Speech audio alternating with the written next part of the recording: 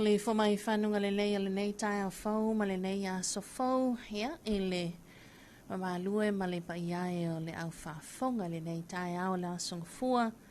ia ina ua tātou au lia, ua whaailoa ai le mamana o wawenga le tua, ia, ma le matautia lona a au ia i tātou le nei tai au, wa ia whawhangulu so i fomala wala, ia le whaoto e tala lo ia nei, ia ma le tautua ma le au onanga le si ufonga o Samoa le lua api. Ia e le nei tau la sunga fua, so iwa nei le masina lona tolu, po le masina o mati, ia e le tātou sawalinga le nei tu sanga lua whelua sulu leono.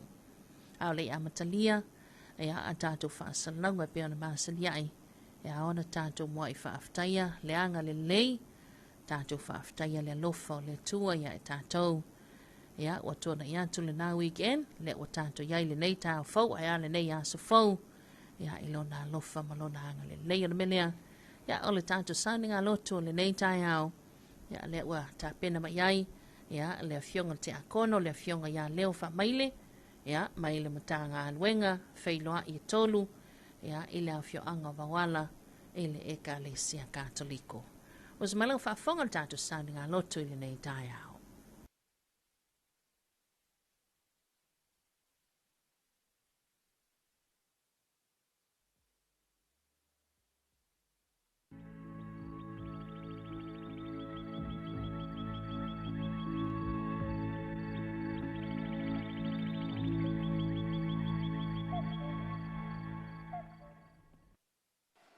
Samoa,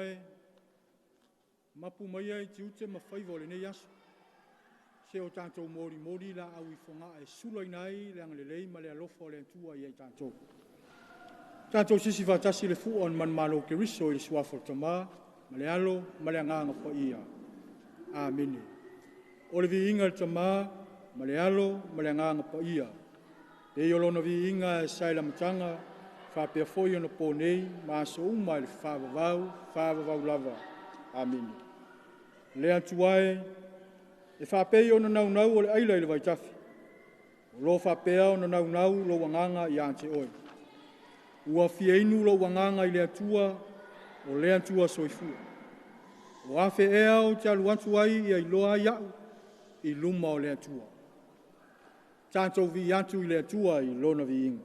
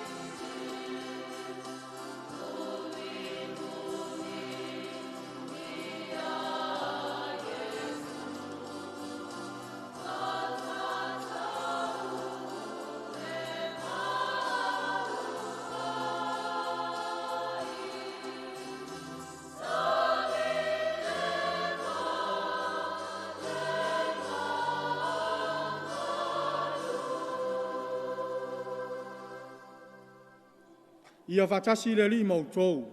ia whatasi o ia malo wanganga. O le wholafolanga, mai le vangeria pa ia aluka. le alie ia vi ia oe. Evangelia pa ia luka lo mta upo e wha, folo al fai upo e lua sifuru mal wha, wha uau le tolu sifuru. O le matua, e peio e Elia ma Elisaia, e le na o iutaia na awina antuai Yesu.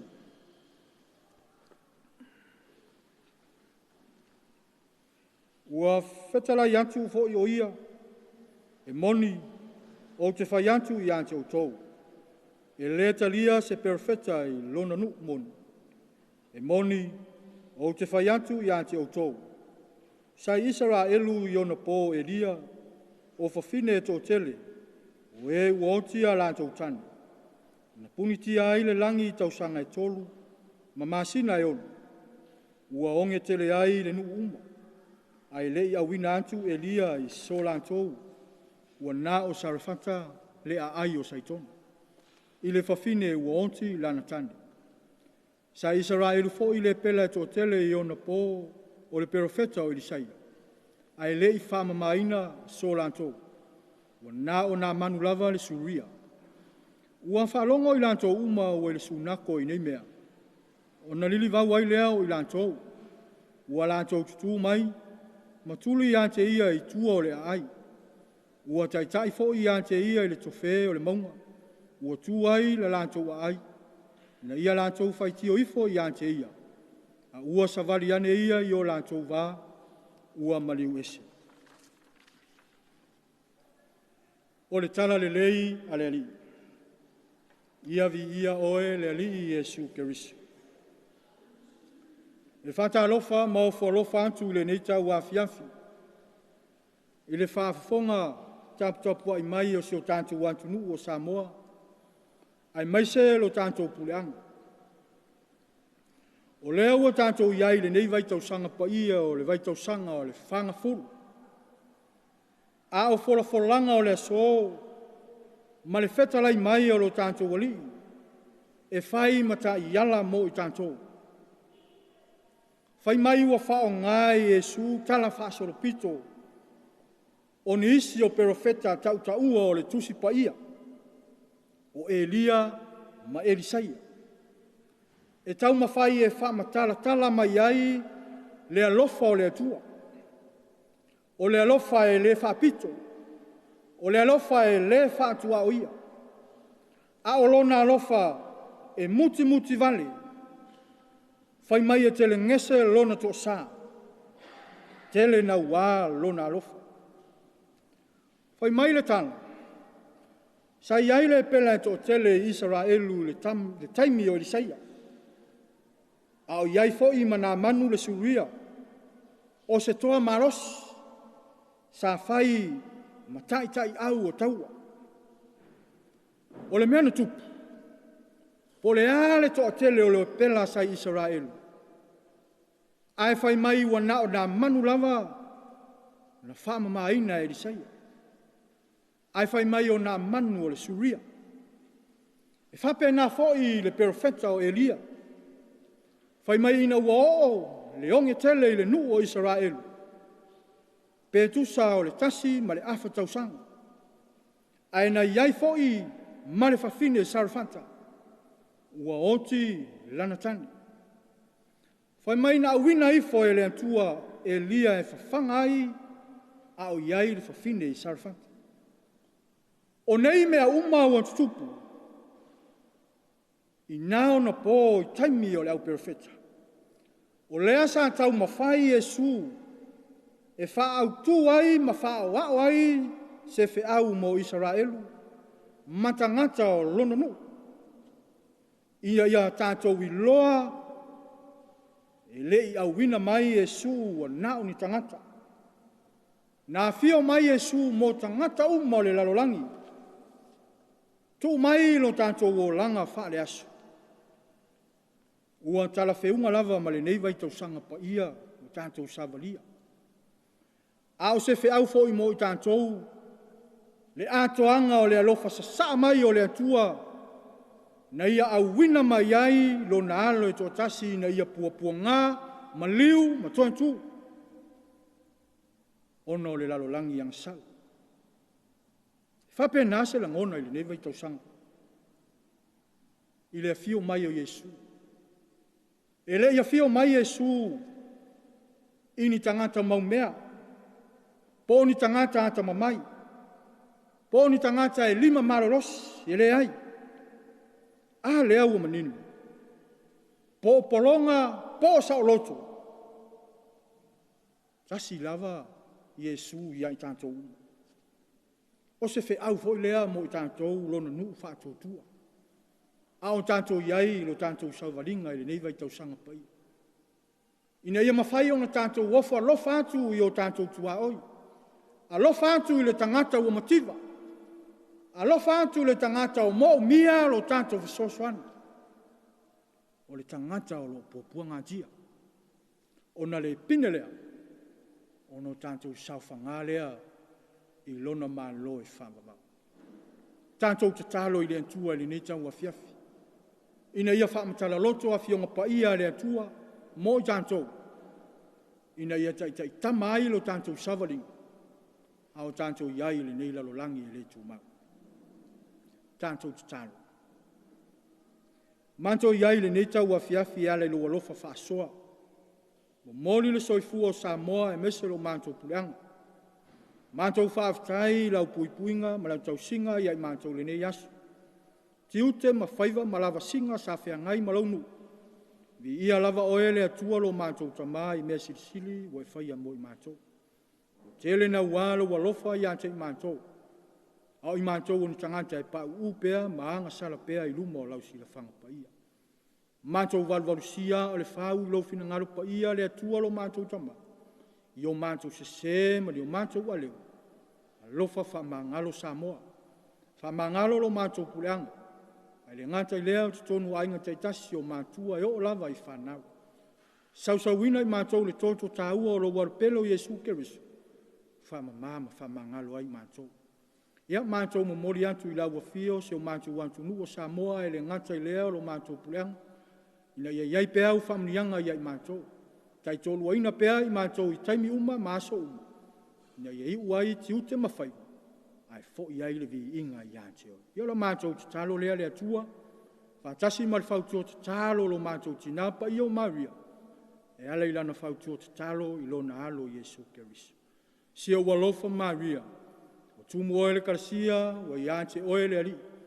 Wa manuia oe whawhine uma, wa manuia o Yesu le fuolo walu. Maria pa iae le tinao le tua. Ia e tāru sia i mātou tangata ngasala. I ona ponei ma le tuaso lo mātou woti. Amen. Ia whatasi le li mautou. Ia whatasi o ia malawangau. Ia lunga ia tātou u malawa whamnianga le tua e ona le malosi u malawa. I le suafar tama. Ma le alo, ma le anganga pa ia. Amen.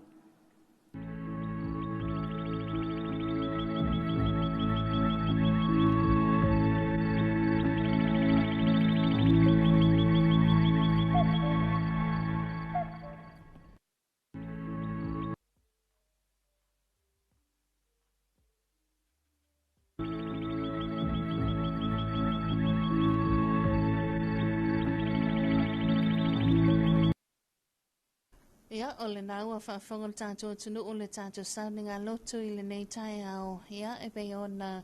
taitaina i tātou e le fionga te akono, le fionga ia leo wha maile, o le ekalisia katoliko, matanga ruenga whelua i tolu, ia i le afio anga wawala. Ia, ma ua la eile langi lona vi inga e tawai, i le neifo i tai au, ia, e pei o na maalia whaafonga i pesenga whalanganga, lea sa pese nato lau pese, ale ekalisia katoliko i wawala. Tāla sanga molia foi, ia, e pei ona whonga ina le tātou teitai, mo le tātou whailotu le nei tai au. Ia, le o tātou la lafo mea uma i le soani mai o le anganga o le atua mo i tātou. Ia, mai se foi le whi au tau moli, ia, tau al mai, i le fionga pa ia le atua. Ia, whai lea mata oso i lo fina ngalo. Ia, wale a matanga o tiu te mawhaiva, o le neiva yaso. Ia, ai a fo i le nei yaso fua. Mo lile nganga whaatai te le lava, ia, i le sunga whailotu, le fionga te akono, ia, e tu sai le tāpneina, ia, o le tātou taulanga, ia, wā lava le tātou wāna nofo ma le atua, ia sanga ia pea na whaamanianga na soifua ngāle lue ma na soifua au auna ia awalo no finangalo ia fio anga ma ikale sia e pea na ngāle lue ai. Se ma leo tātou taimi lea o se fulu ma leono minute taine leono na ia tātou pesipsenga whalenganga vi ingo le tua whaamahe ama tāua lunga tuai ia le tātou sauni ngā loto nei tai au a whaleono a matalia le tātou putlame Talofa lava Samoa. Vi ingo le tua mai le ekale sia whakasāwa wala ua whaafitai alofa.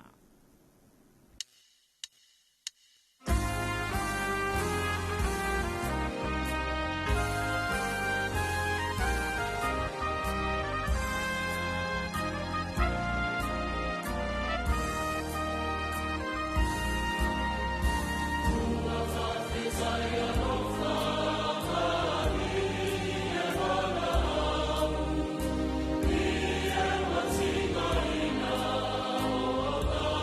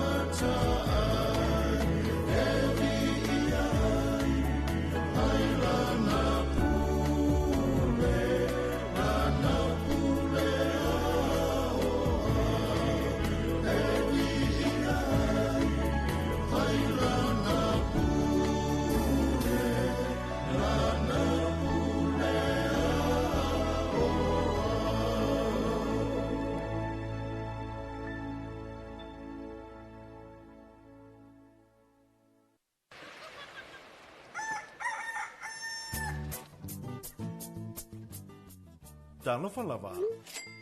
Yes. Ua si tia le tau fesuia ingo tupe wha mamoli le Western Union. O lona winga ua wha teleina tupe tala.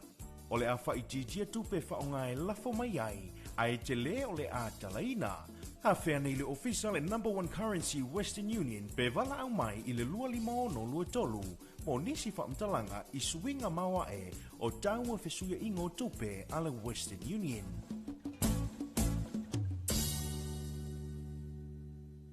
Le polka la me lo ofisi o komisio ngā ruenga de malo. Talofa ma le lau fufonga fia. O le sini au tu o le whaare leo o nanga ina ia vave ma ato tōna le whaatinonga. Ma ia whaia ma le lau fufonga fia. Ia whaataua ina le whaare leo o nanga lau tele. Ma ia wha malo sianga tau sile tangata whai ngā ruenga uma le malo. Ai meise teime tau tua ai mo le malu o le atunu. Ia mata ata ma wha alo. E whaataua ina foi fina ngalo whaalia. Ale ma malu o le atunu. E alai pepa fesili ma le ngaru e whaatasi ai ma le mamalu lau tele o le nau ta inga ina e tuina atu se au nanga ma le lau fufonga fia ma le wha maoni e wha mani e ina e so se tasi o le mamalu o le atunu ilona vave ma le lei ato otoa ma o nei suinga uma e a matamai ia oe wha ma ite suinga le lei Talofa ma le lau fufonga fia.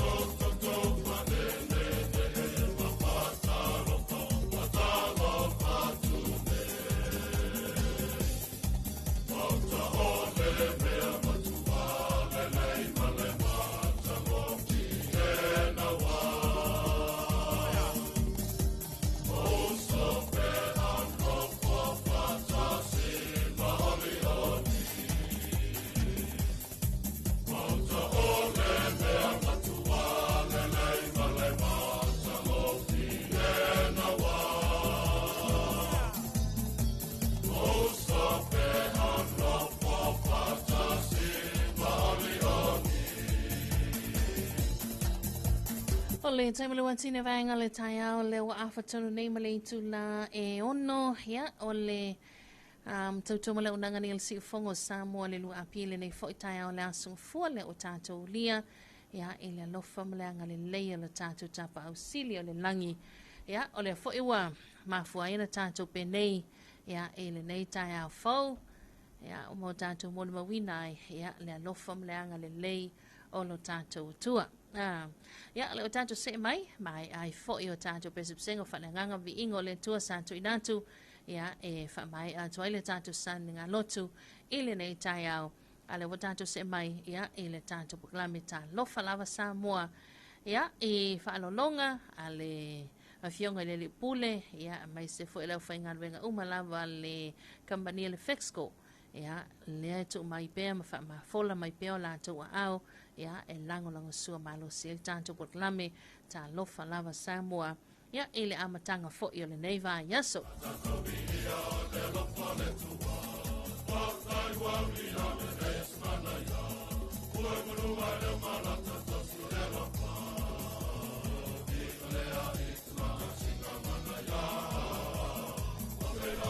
ya lana tulanga pe ona ile tato sponsor pol tato langa long su autu ya il tato buklambi Talofa lava Samoa ya ele nei fo ivaenga o le taiao o leva o lea ua maitawina ya o tele lava ina usu mai le manu le tato uturu ya wai mana il taimi nei o lea fato a fale ono ya e fai ma lie mai ya so vali mai va vea o tato ofisa ya o la o tele mai ya ta vali ya mai se fo yo pasi fo ia malanga mai a fio anga ia tua malala fanga tua ya mantua la pe afa ele fa o ni se fio anga e afa fa sal malanga momua ya a ofika tula ia ile taimile no ia ilunga la wal tele ya bosse va ngal tele titi la lima ya al taimina ya salta avalea o la ua mato malanga fa tasi mai pasi o fa tulai o fa la tai faleolo mulfanua ya o le tulanga landa o fapea ya lona wingo o nai tangata ia lona winga e a faltolu a feala sauni ia e tauna o atu le pasi a lawa tu mai luma la wala al kukumu ia o le tumu ia pasi mai o le faitula lena matou malanga faatasi mai ia i lunga la tele nei tai au so faatalo fatu malo lava le usu ia malo lava le soifo manuia ia te nei tai au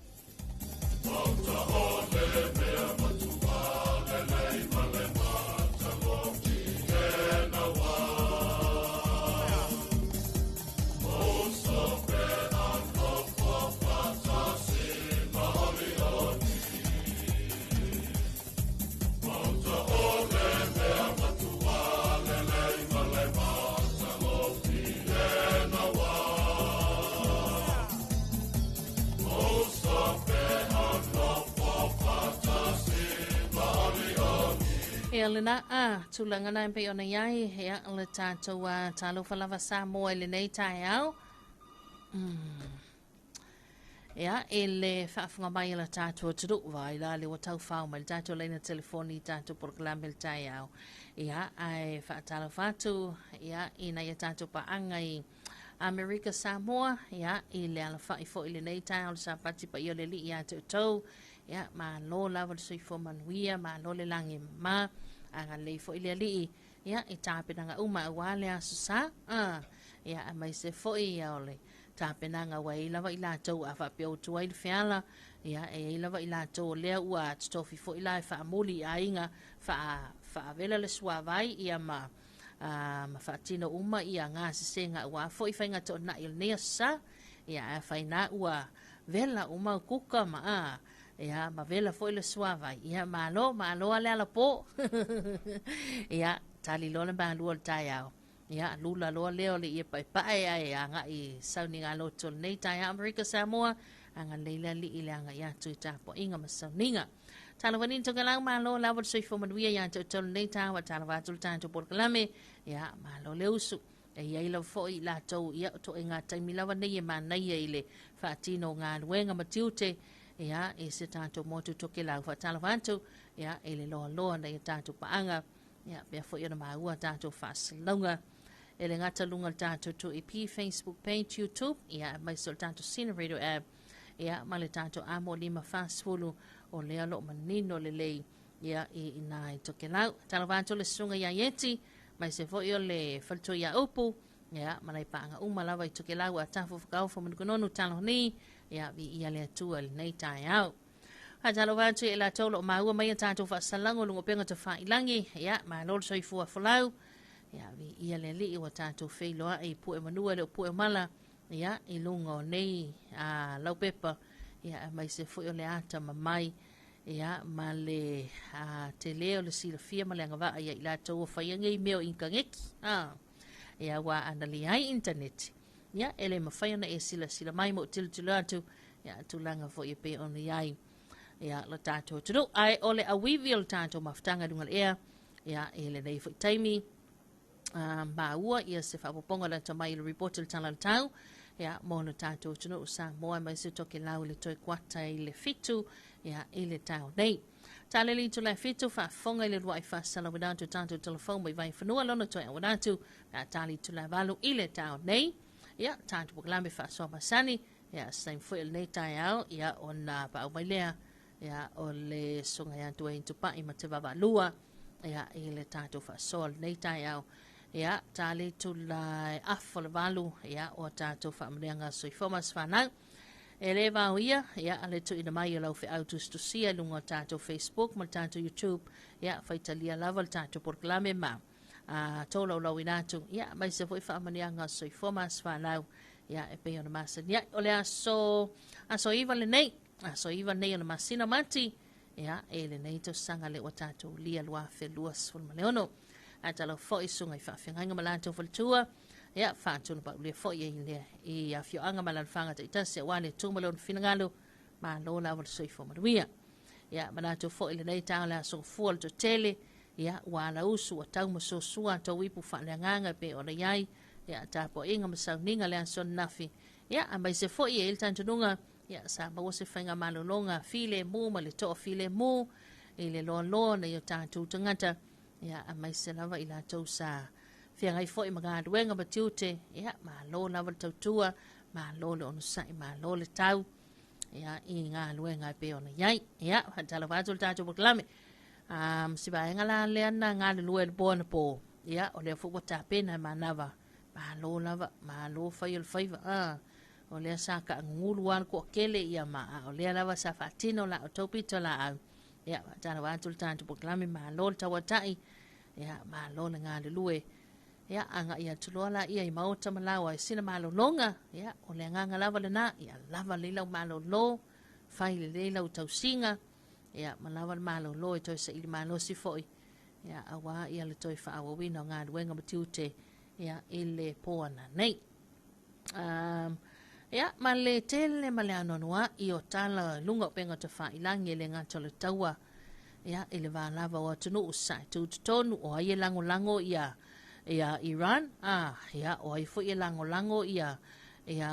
Donald Trump, Israel la tauia, ia o le vaenga na, ia maise o le tātou wasia leo tulanga pena e tātou talonga, ia le peo na tilo tuai lungo penga te whailangi, ia o le manuia mai tamu whainga na ialo le tātou tunu uri talonga feleti,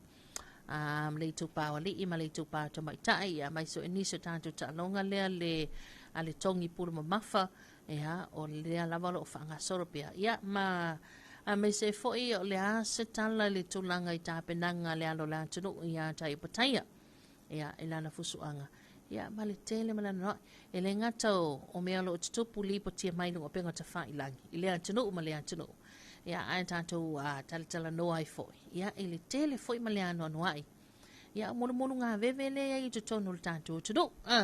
Ia e lava o vaenga le leia ta pena ia o atina e whai, ia o ngā luenga whaatino, ia o le whaamanianga se lauli masfulu tāla, ia o vaenga umana whapena, ia ai lava fo I malitele ma le ano nuai, ia o nisi o vaenga fo I ngai pa o vale, vai ane le tai au man whaafonga bai, ia lepe o na iai, te ilo fo I lea ua sila umoltantu o tunu ulunga penga te wha ilangi, ia stasio tali ia onga le sa fasi mai nisio taulelea ia o le siwanga na tala fifia la wai limo wai a o leo ia le wali ia ma no I fo I lena u fai tau atu wai lewa momoli le nganga fa tai le mtanga luenga a leo e pule anga manwa li ma fai pule fo I le afio anga ia ona le lato wa ngā le lua fo I ma le lato pito la au ia o le ua na vave ona mawole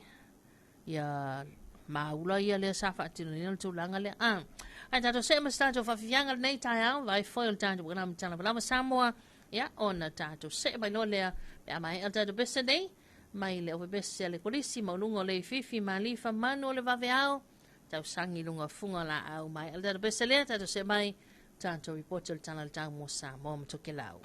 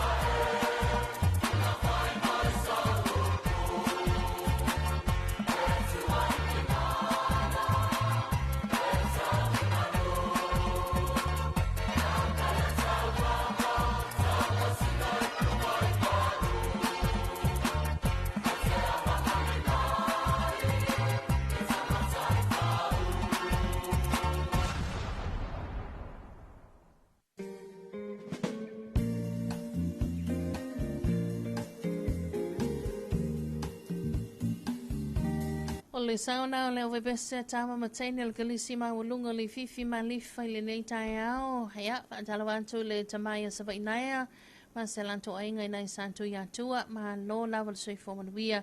Ya te o tama nei tai ao. Haftai tele mau tamai. Atalawantu le sunga ya Esra Manu tai manuia. Ya,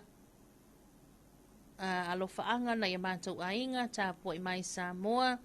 Ya Esera a pelu whapito. Ya, ma le... ana uso o lo o mafuta mai Hastings in New Zealand ma lo la soifua Esra alo fatu mo la sunga male ainga ele nei tai au tai tele la male mafuta mai manuia tele ngā luenga nei fo ia sung fua tato se mai le o tau lima ina le tato reporti la tamai le tala le tau mo le tato o tunu mai se toke lau nei tai au whamatalanga winga lolo wa le tau numera valu mo lau whanua o Samoa Lena whamawina le ofisa wa i tālu lima i le vaveo nei le sosong fua i vo mati lua ono ono. Whamalusia whautuanga o te munga mafa. I le tau nei o au susua savilia le vai tue lau savilia mai matu i sae o le uftia i pele antunu upe tai o se vahenga pau maa o le ea lo ta oto pea i saute mai au mai winga susua ma au o le tau i lunga Samoa. O le tulanga ono to ulu wa vasolo inti munga e mamafa nisi o vaenga whapena i wina mawhai titili mo le so. O le ai ala ngā titawai na whamalo si a pia whautuanga o lo ta uailunga mo lau whanua uma o Samoa. A whianga e ono alia e mai ai e mamafa timunga pua oa masi se a wale no whanga mawalunga ma e lolo vai no whanga i tawha ta whaala e mala losi le whatu tau sawili e mai se la vai taimia timunga. Very blessed good morning once again, Samoa. Here's our public severe weather information number 8 for us, issued by the Samoa Met Division at 5 o'clock on this Monday early morning, today 9th of March 2026. Heavy rain advisory is now valid. And this morning, the most northeasterly wind flow still prevails across the country, while the trough of low pressure remains to the south, bringing moist and cloudy conditions to Samoa. Therefore, anticipate isolated showers with periods of heavy falls in some areas, along with a few thunderstorms today. Consequently, the aforementioned advisory remains in effect for all land areas of Samoa. Potentially back for Samoa, heavy downpours with poor visibility, foggy and slippery roads over mountain passes and ranges, and pulling near roadsides and waterways. Strong currents with heavy downwards. Elena, ole tanto whamamonga le nā le ripoti lona balu. Mo lau whanua le tanto utunuu, le peona whamawina mai le tāle i tula i lima, i le wawea. Nei tanto semalai le tāla le tau mo vaenga o Samoa, le na whamawina le afo le lima i le tau nei. O au susua le waita lau uftia i pia Samoa, pe tai o se vaenga pau mama le elo o ta oto pia i saute, ma e au maia timu whapia nai wila ma whaintatili a whiai lea tunu i nisi o taimi. Whautuanga mtimu ngā mawhalo whamalu sia pia mo lau whanua umo Samoa, o se wainga nei mo tele se la whai ma tumua nei mo le so, e ta urua vāso na intimunga ma e ma mawha nisi o taimi whapia nai wila ma whaintatili e iai i nisi o wainga, ma le wainga le tamai ma la so tau la so lua o le a ta ulu vāso lo ai timunga. Talantau mo o ngā sami mga tai whale, lea na whamawina la awha lima la waweo nei se au lia la wai luanga o le boana nei, po le tau spulua le boana nei winga le tau,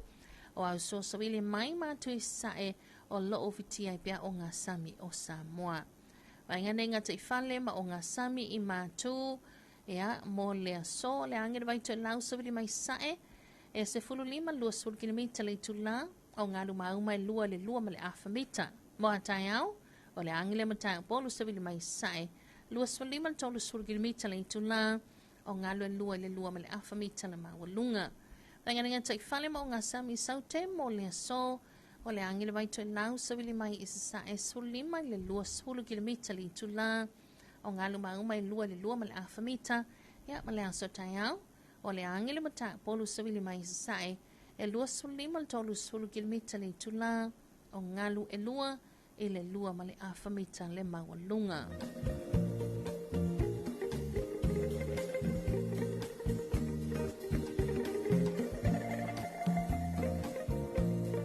Here's our morning issue forecast issued by the Samoa Division at 5:30, and that's a Monday early morning situation. A moist northeasterly wind flow remains prevalently over Samoa. Meanwhile, a trough of low pressure still lies to the south, with associated showers and a few thunderstorms affecting the Caribbean at times. Advisories and warning: heavy rain advisory remains in force for all land areas of Samoa. For both the border and Hawaii for today, isolated showers with periods of heavy force in some areas and a few thunderstorms. And for tomorrow, some isolated showers.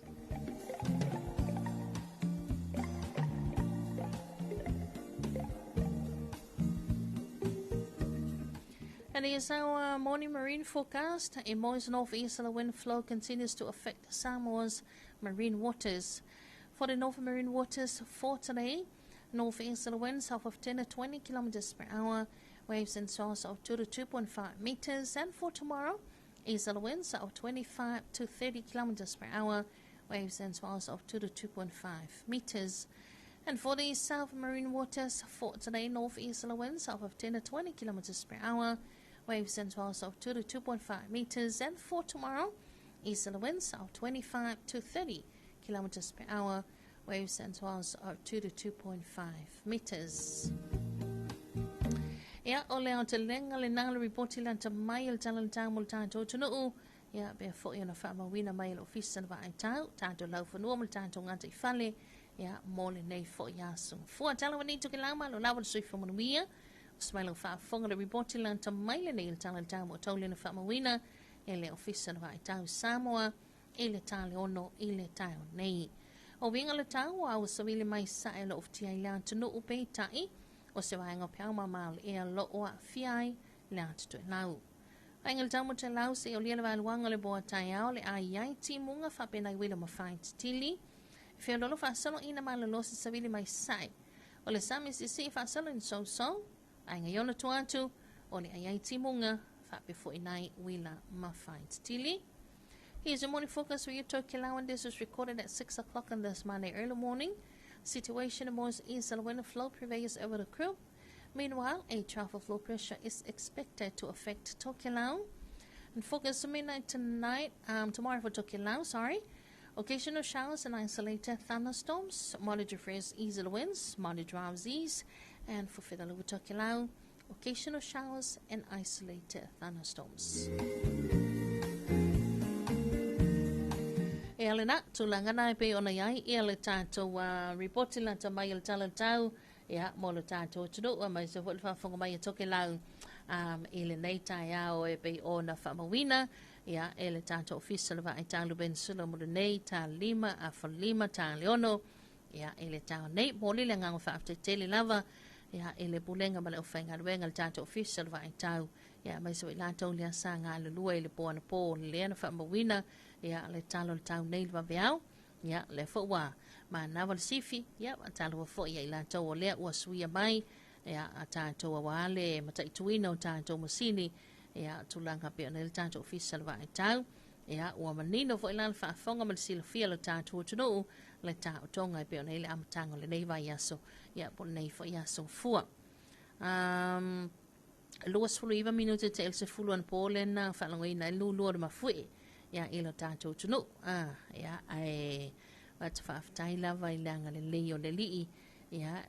na ona suisu I whaapea le tātou reporti le tālo le tau, mai se o tūlanga wa aia pe ona iai, e le ngata fo ilamo Samoa, a le whaafunga mai e Tokyo Lau, e le nei tai au, o se isi wapoponga le tātou reporti le tālo le tau, tuli loa mai, le awhale tu le sultasi le tau nei, wata se le awhale tu le lima, e le awhiawhia na nei, o le o toi lima ma le afa minuta le tona tālea o le tu la fitu le nei tai au. Tātou se mai, tātou whaafifianga vai foe. O le tātou kalame Talofa Samoa. A Talofa fo le sunga se lafi bitoai. Good morning, mahu tātou le four corner Texas Standard tātou bai te Hawaii. Manuia polo kalame le nei tai au. God bless. Tai tele lau. Sunga se lafi pe o se lafi le base. Ma lo le usu. Lo fo I le. Tele ona I tātou o unanga whale ta vale, e pe ona tautuaina le pa I whamalanga I lo tātou tunu I le tū ma le tū, ya malo fai malo na balon sai ya fa malo atu ya auto sunga mai se ho ila to le wanga mai longa la tele ya malo la lausu ele nei ta yao ya tatu se mai le fa vivianga mai le o bese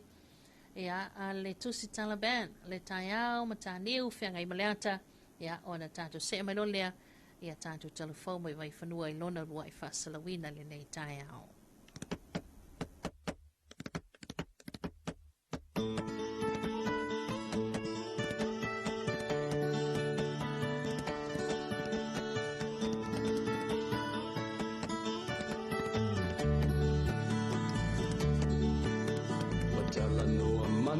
Ngai o le taiao Ave o le la o a pulitia po i moao E sau malu e wha asusu I lau o la au Sa sala le punga la au matala uao E tio fo I Samoa whai o na taiao Le amatanga o le asofa au popo o le olanga Le taiao nai matani ufea ngai ma le ata Le tala le ua so ai nei Samoana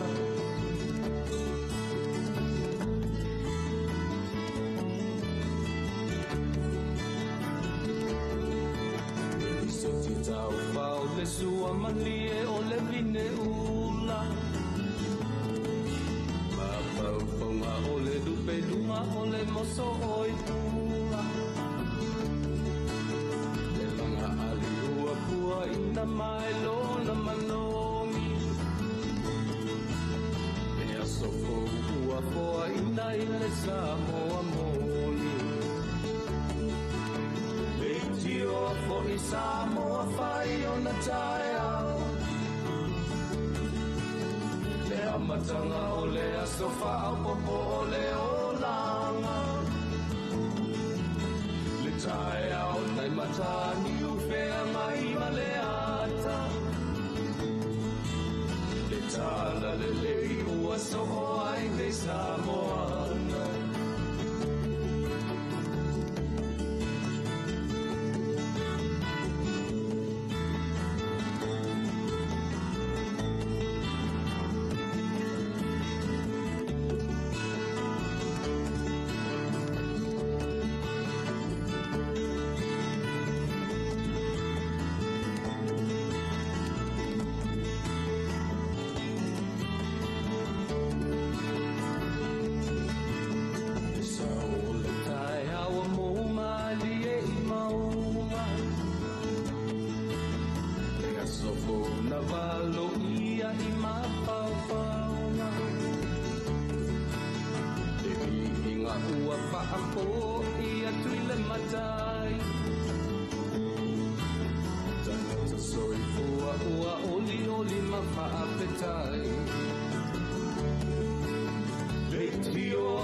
Samoa whai o na taiao Le amatanga o le asofa au popo o le olanga Le taiao nai matani ufea ngai ma le ata Tala le lei o aso o ai nei Samoana Le tio fo I Samoa whai o na taiao Le amatanga o le asofa au popo o le olanga Le taiao nai matani ufea ngai ma le ata Le tala le lei ua soho ai nei Samoana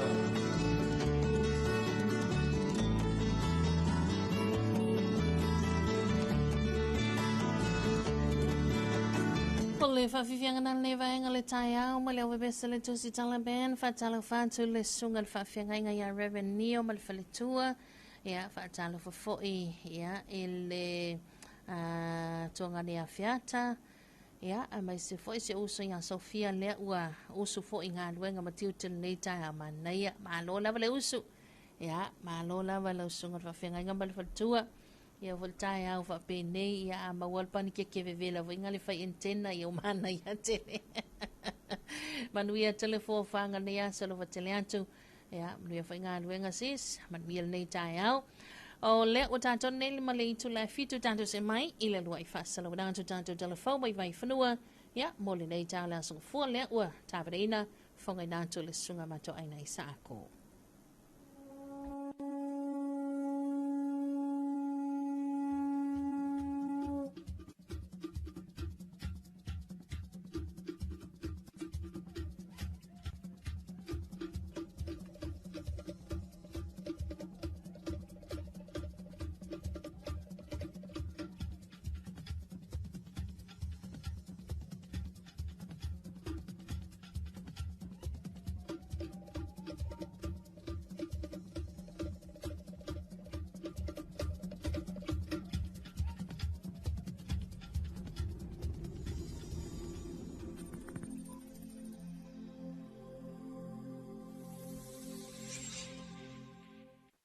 Soifua manuia i le tātou atunuu, ai alo mai loa se whapoponga o talafou mai vai whanua. I talatou mua e to o whaa talavou wali i ua mōria nei rem tāngan wenga o leo leo whale pui pui ma leo le toe fuata ina, i le wha o ngā lima na whaia, i le asa wharai le watuna i se tase o aloia unga le eka le sia o le aupa ia o se ngā tai pe senga.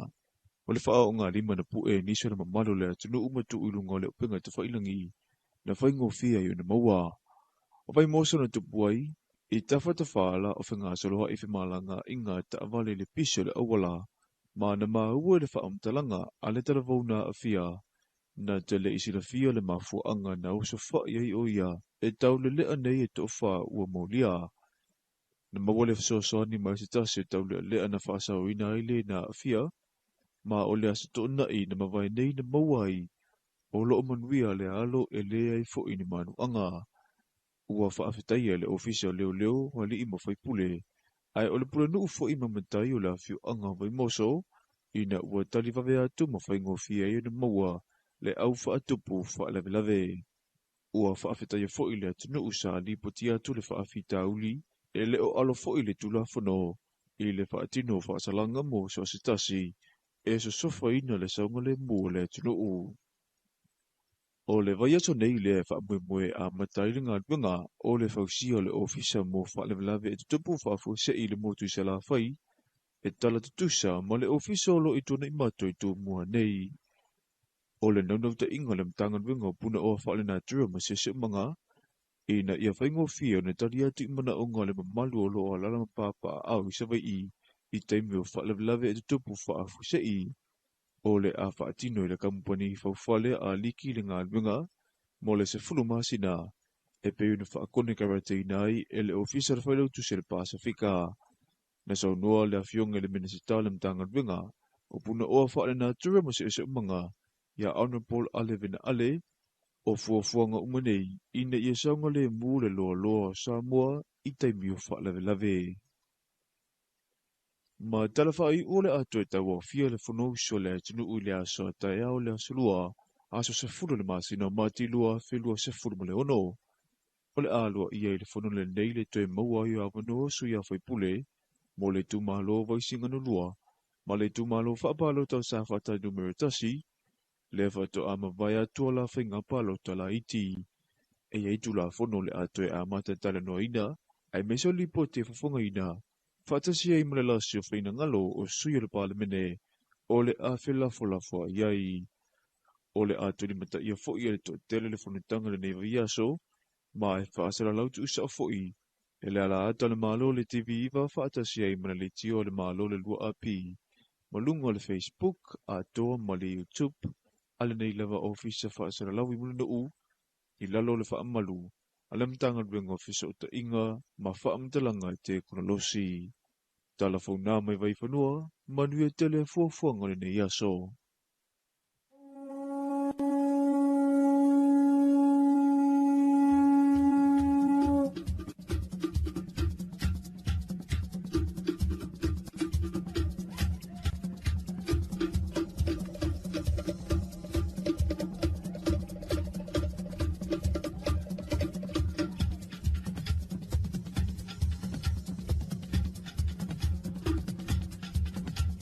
O le nau whafonga I tātou telefo mai vai whanua le nei tai hao lona lua I whasalau inatu ia e le songa matau aina isa ako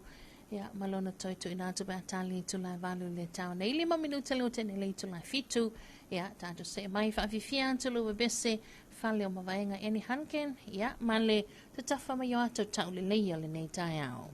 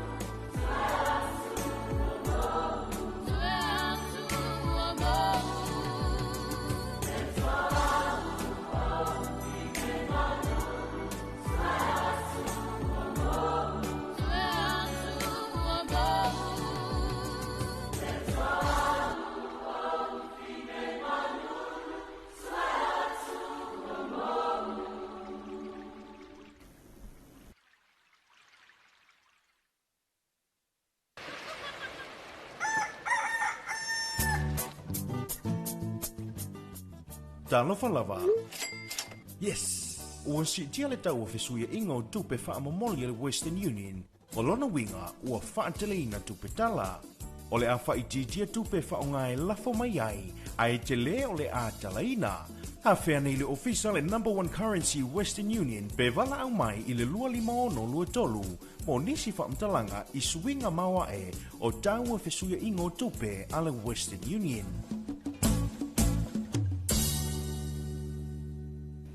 Tai malua tine vaenga le tai au le o se fuluma le tolu minute le o te inele i tula e fitu ia e le tautuma le unangani le si ufongo Samoa le lua api le nei fo i tai au ia ma ua whafonga fo inisi o tātou musika ma tātou pesapesenga ia e pe ona tu ina tua ia tātou talafou ia mai whanua le nei fo i tai au so tolu minute te inele fitu ia whai malia mai a whai fo ina uanga mai lunga la tele nei tai au ia tali na malu o tai au le lei lava le a whia nes whale o loa ia a whai fo ina sa ta pena mai lava i lo maota ia malo lawa lau malu o tai au ia o ma nei a tele na a mai se ia o le asa ia i tātou i le sapatian nafi ia o te tali tonu lava uia ia na wa o lava ia malo manatu ia sa tau masua sua ia lungo le lau ai ia tu langa wa na mele ai pe o lo ia sa sole pe o ka wanga kuka ia ia e la le stanga tala ua usu po la valtai au ia fa vevela ia ni to enga fo i mai na filto na ia loi mana po ia pe ia fa vevela la kamali au te alu le ma una no tau no wala ofisa ia palo malfanga ile to i lavani upo manaya ia manaya wai ia a fai foi la wa saulo stanga to pe o so le ai walava ngafi le ai tu sala fai nga ia langa sacrifice le aso mai le ai walava nafi le ai wo over foi le tango ia nafi a Talofa to le sunga ya Dennis Walker ia ta amanwia fia moli Talofa anga se anko fa penana fai malanga tu Australia ia alo fale tua fa tau no manwia la fai nga malanga ia tau no manwia o le vi inga fo ile tua manwia naval ne ya so nga luenga ma lavsina o le neiva ya so God bless ka lo fai Dennis ka le mal tu si va Samoa Dennis ele nei tai au ia o le lawa lunga lava o tātou talafou lea sa ta uel tu langa lea na o tau whaitatala toi lava le tai au fo i lea i le isi atali ia onga lea sa oso whai en tamaiti bo lea sa fase tamaiti ia lea na whaasalau atuai ia reporti fo i lunga o penga ta whai langi ai ilunga lau pepa le matanga ruenga o leo fale pui ma lolo toi fuataina o le ua moli ai le anganga whaaftai tele ma whaaftai whaabitoa na matanga ruenga ia i le pule anga malo li ima whai pule le afio anga vimoso o ta ua le afio anga ia na o le anginga mai lunga ia ua peo i tonu lea sa tupo el whaana valawe ia mai se fo ilma malo lea tunu i la tau lea sa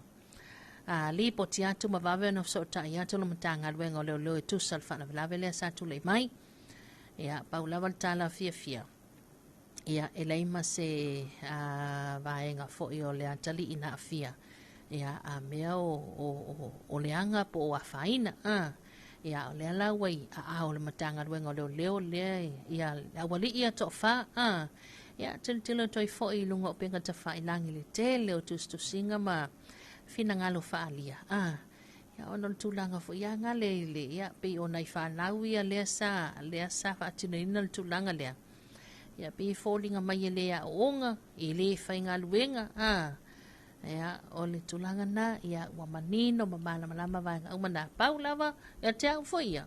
no langona foi lo tinga mo wita mai ia so le kafia ia to inga langona le na ia ona ole tilo mai walava le tilo mai ia taienta pui ia mai se foi la alfa aftai le mamalu ale matanga luenga leo ia ele mamalu la tunu le na vave na o atu ai mata fia ia mai se le sa manino tato video le na tu mai lunga Facebook ia nei taʻavale ma malo le ataluu lea na muamua atu iai oo atu loa latu taʻavale ae gapaloa ia lea na mafai ona faatū latu taʻavale ae agaʻi atu iai mo le laveaina o sia foʻi atalii ia o lea foʻi ua lazy tu o le Facebook ia o lea foʻi ua momoli ai le gaga faafetai o le afioga i le aliʻipule le kolisi maualuga o pesenga ia ua o i le aʻoga i se atalii le asaafia lea ua momoli foʻi le agaga faafetai o le afioga i le aliʻipule ia ona o le mamalo le atunuu i latou ia sa mafai ona laveaina ia se atalii sia ia ma e sau ai le faasiusiuga lava o le tala o le saunoaga a le aliʻipule mai ia faamagalo atu i nei tamaiti o faamagalo atu iai tamaiti le ana o latou fasia lona atalii faaleaʻoaʻoga ia ma faamanuia atu iai le atua e se le faigata ia le ala ua i o ia a o le matagaluega o leoleo ia maula ia toʻafā ia lea sa tulaʻi mai le faalavelave o nisina o tala o lea sa lauanuga o lesi foʻi lau pepa o le Facebook ia o lea foʻi na agiga mai foʻi lesi foʻi tamaititi lea foʻi gafasi foʻi lesi aualii auae ia e pei o le lesi vaega lea televave ai ona silafia mea lo tutupu ia o le aunaga ua mankua ia laku i le kupu e sefalavelave galo kuakuavi folau kelefogi ia faapegei aku iai e fai mai a o ala e faapegei aku aʻigei ia maua lelei ia mai se foʻi o monisi o vaega foʻi gae lea sa tele ia manoanoaʻi tulaga lē au mai luga o tatou upega o tafailagi ia e foʻi tatou o le tatou friendship bark ia o le foʻi na au mai ai nisi o vaega sa iai ae talosia e leʻo ni fanauaʻoga e leʻo ni fanauaʻoga lea e maua mai ai o le friendship bark ia lae fai nofonofoga mai vaga ma tulaga mapena ua pei sa matele lava i le vaega lea sa taʻua le home and away ia le agaʻi mai lea i le malae fatu lea ua malae fatu le taimi nei ia ua sea to iai ni tamaitiina ia ua foʻi le tele lava ina agaʻi mai le pekoloa leoleo ia ae o nai matua ia o lae tuʻumai a le taeao mai ia o ave iai le sefulu tālā keiloa ai ai se tamaitiiti a laʻitiiti sana tupe alu manaia le aʻoga le taimi nei o le 5 tālā ae a tele lava lana tupe ia sefulu tālā ai ai wae foʻi le mafufau foʻi gale o le matua kalo fai se ukama ia lau ala usu atu a mai se la pe ava o le e usu mai ai tua le mele nofo ai ia nai a fioaga ma nei la faga itua e usu mai ala ia i le pasi foʻi ga le pasi usu lo veau va mesto ina ia alu atu loa alulu faakausau i puki faakausau pankeki e ai le taeao ia puʻe lalo le pasi ma puʻe le pasi e alu i uka le aʻoga ia tuua foʻi le aʻoga mai ia ai foʻi le faakokoe sisi me faakauisau espoloka pe aku ua le aʻoga ia faakauisau pankeke i koe kikie ma le pasi evae ia o tulaga masani lava foʻi pe ona iai auā o lea ua faasola atu le afa le itu le fitu teiloa toʻatele lava matua lou aga mai luga lana tele o lau foʻi molimoli mai nai fanau ia latou faleaʻoga ia e le faauau ai o lenei vaiaso faleaʻoga latou ia ia e lo tatou atunuu faatalofa atu ia Rosetta Iosefa ia taeao manuia faamanuia le alii ia manaia la le foaitau Rosetta mai ia fiafia lava o ia Iova ona foaina lea ia o me manaʻa o iai o tatou loto amene io manaia le moto lenei aso faletoi ia Rosetta ia lena fai o le isau kupe ia fiafia ia Iova fai foʻi ua faaisaisa foʻi le taeao ia fiafia lava o ia Iova ia mai a tatou fai al tala le saunoa mai ai a le aliʻipule a le kolisi maunuga o pesega ia tatou faamagalo atu iai ma tatou faamanuia atu iai ia i latou foʻi na ua toʻaitaunuu ia latou fatafaigaluega ua toʻatele i latou ia amata le talavalu tele ma tagaluega o company business ia o nisi faalapotopotoga le malo ia ma i latou e amata le talavalu malo le usu malo lava le ona saʻi lenei taeao ia o i latou e amata le taleiva pe ona i le tele ma tagaluega le malo ma nisi foʻi o ofisa ia malo foʻi le tapenapena mai faifai malia mai lele i taitai lava se taeao Tano se mestato whafifianga, mai le au bese nei le ala I tanga moa aswa Felice Mikaele, ma musika le tai au.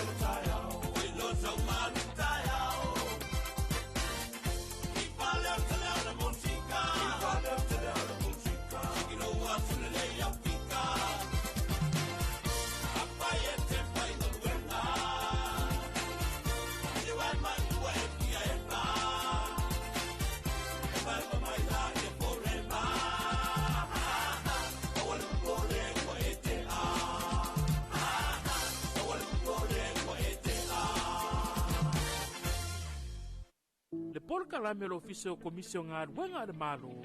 Talofa ma le laufufonga fia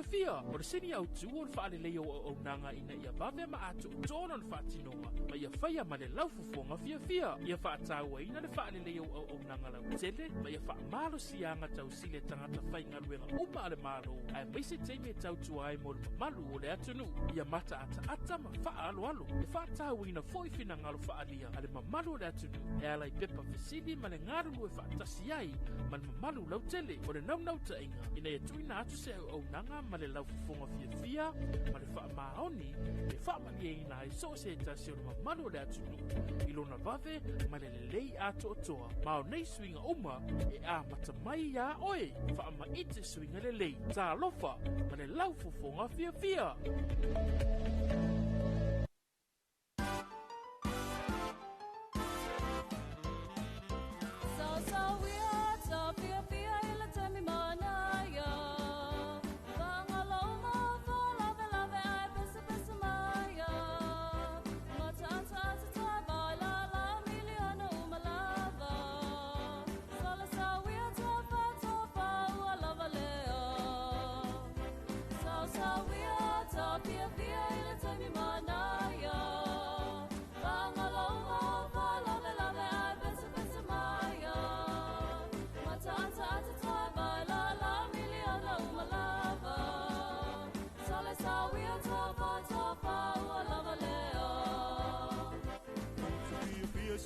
Tau oloa matataata Tau sisi pele lele yolona vai Fafo matangata Sili sa olope ai O se mea o te whaia mo oe Tele ki supa pang na pata pai A telefoni mamoe Sau sau ia sa fia fia lenga te imanaya Whaangalo mau whaalawe lawe ai pese pese maia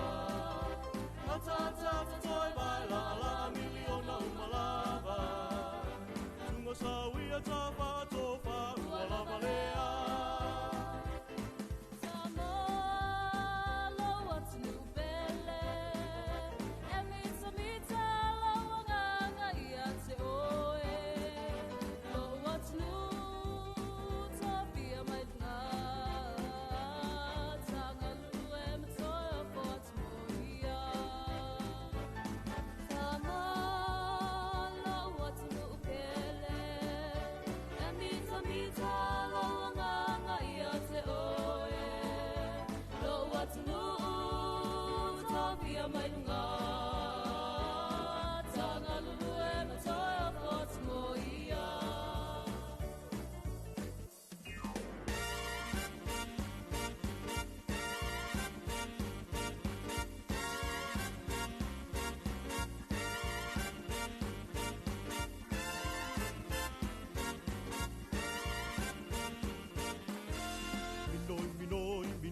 Seloi, siva uanga oi oi, kololo pa ape pe ua loi loi, so iti sumale pe o se poi, te alunga uta, ibu to tuolo ofisa, e su e ai so ufa amalu malela, so ia e te alu fala awe, ta te lupe lupe awe, tangi tangi awe, olo olo tolea, tawina fafe, tawina fa pele pele, minoi minoi e. Minoi minoi e, minoi minoi ane, minoi mai alau pele. Aue tate lupe lupe aue, tangi tangi aue.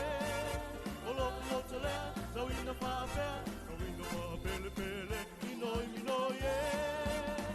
minoi minoi e, minoi minoi ane, minoi mai alau pele.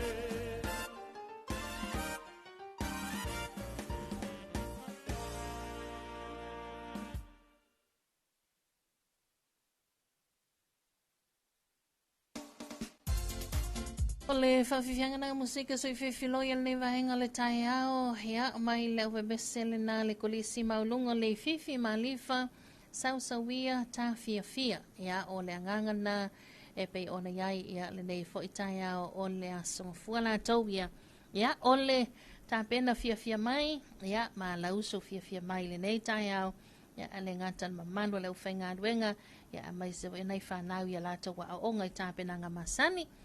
ia o le nei tai awa i pele o nei le appointment e vai fo mai nei te wangalo so iwa nei ana masino mati ia o nisi o vaenga e pe ona iai o lea sa malanga atu ia le afionga i le teitai le tātou malo ia i toi sau ninga foi ia stasi foi o toa o ngā luenga le tua ia le sunga le whawhiangainga ia basta alai moana wili papu ia mai tau ina toi foi ia i lunga o penga te whailangi le tumu o pelenga o ekalesia ia mai sil teitai ia wao le ekalesia sofitu ia o le toi fio mai tulanga pe ona e ai foi ia malanga tuai masia tuai le fionga teitai il tātou malo ia ma le whaletua ma tātou o malanga ia e whai foi masui o le tātou malo ia whaaftai foi le sao le au na le tua po le sunga whawhiangainga ia e le ekalesia ia wā tātou ia tele i o tātou ekalesia ia bat e tasi lava le atua le lo tātou tāpo iai ia ma whaalonglongo toi foi mōli mau le soifua au na ia ma le soifua tautua o le au na le atua ia tūlanga peo nei a mai se foi o le anga iane ma le lofia ni ai o le malo le atunuu ia i toi sauninga ia e pe ona ia i le sunga whawhingainga ia basta le moana wili papu ia a mai se foi le na mai tau le whai ungan vai aso le foi na whaatino nai ia a toi sauninga ia a mai se foi o le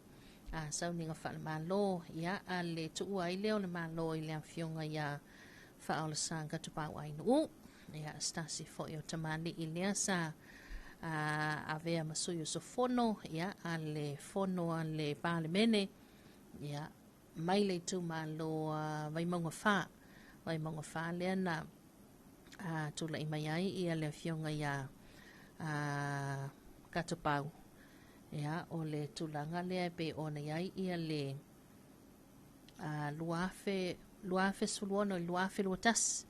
ia le santo la i mai le fionga ia falsa so la fa iunga foi vai aso ia o le ala na fa iai ia le fionga ile le sui palmia ona porto lupe mau ia tele po munuku an semo ia ma sui foi el tato malo le mole mau malo mai se ia o le mole ato tanga vai matulanga masani e pe ona iai le au telenga ia o le sauninga fa malo le fionga foi ia ele li fai pole sa tula i mai le tofi o le tu malo vai mango fa ia mai le paia inga luafes fulmaleono i le luafe luas fulmatasi ai o tai au ia o tai au le o le ato e tau au fiai ia mato e amatali ai tau o manga le fontanga fa pale mene ia po le fontanga tai tai la tatu tunu ia ma o tai au lai pe ona lau sila fiai ia ale tulanga foi le mai ai o fainga palo tai tu malo lua pe ona ia le tu malo vai singa no lua mo tele sala fai ia masafata mo mo tu mo nei ia le lai ia tai au ia tulanga pe ona ia le ofia tuai ia o le afionga i le li fai pule o vai singa no lua ia moto pua seve Henry Pali ia mai se foi le afionga tu mo fono Claire Taitin ia o le tumalua safata numero momua ia ele ave ile masui o le tumalo ia ele se ia i no fall val mene ia ilo tato tuno o tawon mga umala fontanga na val mene ia awete pole pe te fainga wenga po fe laval vainga te yai po nai foi te mafuta mai atuno mabau e te fia sila fia ia e anga i umatu lava tatu fasalunga lunga tatu a unanga a mo tatu wala leo fa mo tatu sina radio app o tatu tuepi Facebook page o le tatu tuepi YouTube channel o le tatu TV Eva ia le alata malo TV 9 channel 9 ia o fola umana ia o le fo ia la unanga masani level na ia mo le fasalawina tu sa o tawu manga ia fono tanga le pale mene pe ona iai ia ile fo taimi male taimi ia fa Talofa tu ile fa fonga mai el tamai sa vai naia ia masala to ai ngai nai sa tu ia tua Ia o le na maua fo'i ia. So ta inga mana ia tātou paanga le tele sala fai e nei tai au. Ia tātou salawa tātou. O le taimi o palasi nei ti munga mama nei wanga mama o le taimi fo'i ia wa tele lava na tu paolo o le taimi o vaia le la. Ia o le taimi fo'i o palasi ti munga maf. Ia po o ti munga tamo e fo'i la lea. Ia o tātou report le maketi lasto na ina se mawai today. Ia e o atul tātou reporti o la ua iai le loli te le lava le tanga ruenga whanto angam whenga whaiva. Ia mana ia fo'i le whainga le ua whai ai. Ia e le tātou maa loli tūlanga fo'i le mantua le na malanga le tātou le fionga le li palmia ma le tātou sui fo'i le matanga ruenga whanto angam le tele sala whai. Ia e au mai ia talo ia ua whau masoloi o la wale nā mai tau ia so ia whaatina nei tātou report le maketi funga lei ele umana whasalau ia o le tele ma le ano noa i matua i mau lawa le tātou tunu ia o le talo o le ala e whaanga solo ele fufuanga na ia e taamilo atu le loli ala matanga ruenga fo ilea ia e wha tofu sia e tofu ele wha pea la anga ia tua o mama ia wha pukunga o le vaenga la nei le ia e tofu o malawa la au whai wha ato anga ma se le ni tu ina tu iai au mai la talo ia o na mai la mantua le tato whale te o loa fo ilei o ia tele ia o le vaenga la na le avianga iai ia matapena malawa i tapena nga masani o le vavalu o le whaamama o le whaamalo le aisa o le whaatanga pepa ia makuulo le fulisa ia e tapena leima tātou container fo ia e awe atunu mau ia o le tulanga la na a whai e tele isi la fia whainga na ia o le tulanga na le il tātou no whanga le o ia tele ai a whai te whina ngalo o ia le whai whaatoanga ia e te anga isa o iai ia manai a whai te nga ia toi oi vai oi nu o oi nu e iai ia o le falsama mona le inai nu ia o na nga i le pito yuta so o ila ia le male mau telefono whaavaya le tu malua sanganga numero mua ia o inana i tonu lava le tātou vaenga na o na lena ia ina inisio le malo le antunu o lea sa fesiling ia mai ia po fea tonu lava ia ile fale na ina e ave ila tau me mata manaya ia a tulanga na tonu lava ia le maketi ia le tele foi male ano nuai o mea tau lima o loa ese ia oka wa fau masoloi ia a malo foi fa Talofa toi foi le manu le antunu ia a mai se foi o le fionga tamai te pula le tātou maketi au to va sili balolo titarama ia masela tau vo ipito la au ia malo lava le la usul nei tai au malo fo fa malo si nga luenga mtiu te la matango le nei va yaso o le tau lava ia ia o le o ia lava tunu ua tutu itua malango Israelu ia masi i lunga limo Israelu ai ai fo ia tunu ia o le o tutu o Iran la tau ia e le time nei paule tala la tamaile i ai ma le whaitaunga la tamaile i tūlanga i le taua. Ia, ua au mai e le polo ina fo i lea le presidente le malo telo Amerika ia Donald Trump. Ia, e na ia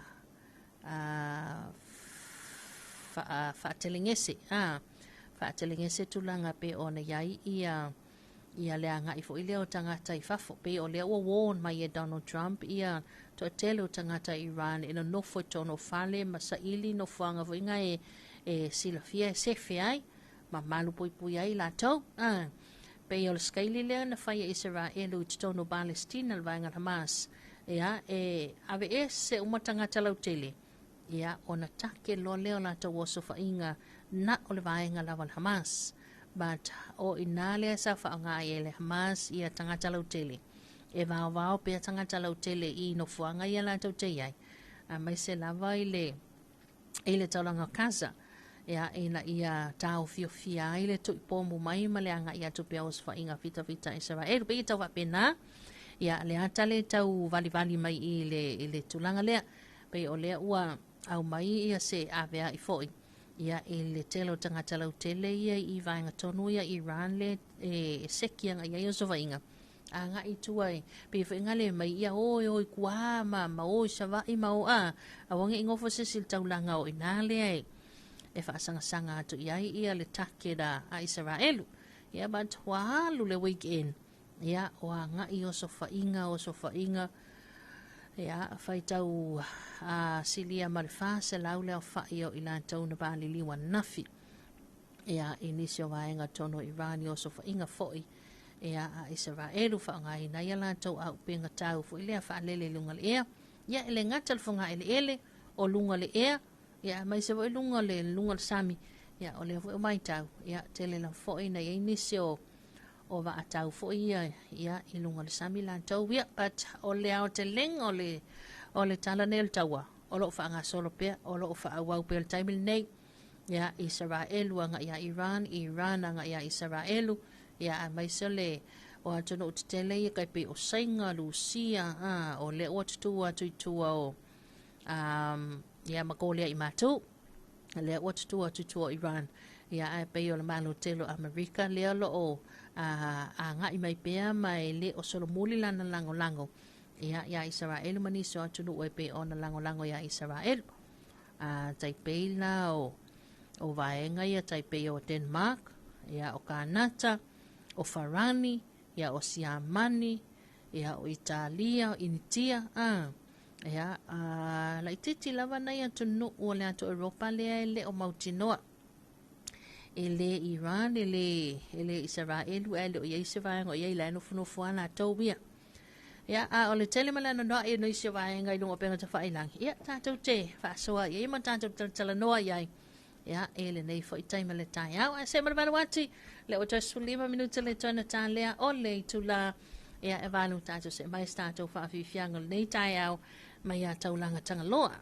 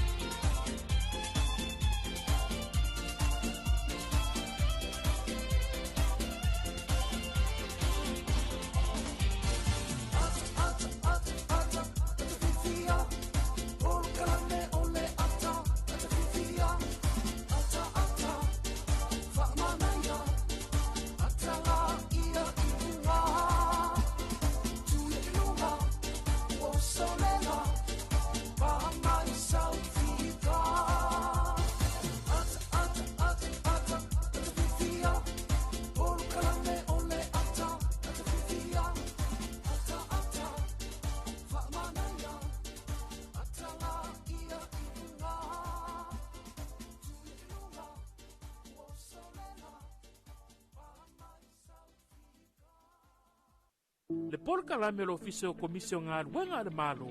Talofa ma le laufufonga fia. O le seni au tu o le whaare leo o nanga ina ia bawe ma ato tōna le whaatinonga. Ma ia whaia ma le laufufonga fia. Ia whaataua ina le whaare leo o nanga lau tele. Ma ia whaamalo sianga tau sile tangata whai ngā ruenga uma le malo. Ai meise teime tau tuai mo le malu o le atunu. Ia mata ata ma wha alo. E whaataua ina foi fina ngalo whaalia. Ale ma malu o le atunu. E alai pepa fisili ma le ngaru e whaatasi ai ma le mamalu lau tele o le nau ta inga ina e tuina atu se au nanga ma le lau fufonga fia ma le wha maoni e wha mani ina e so se tasi o le mamalu le atunu ilona vave ma le lei ato toa ma o nei swinga uma e a mata mai ia oe wha ma ite swinga le lei Talofa ma le lau fufonga fia.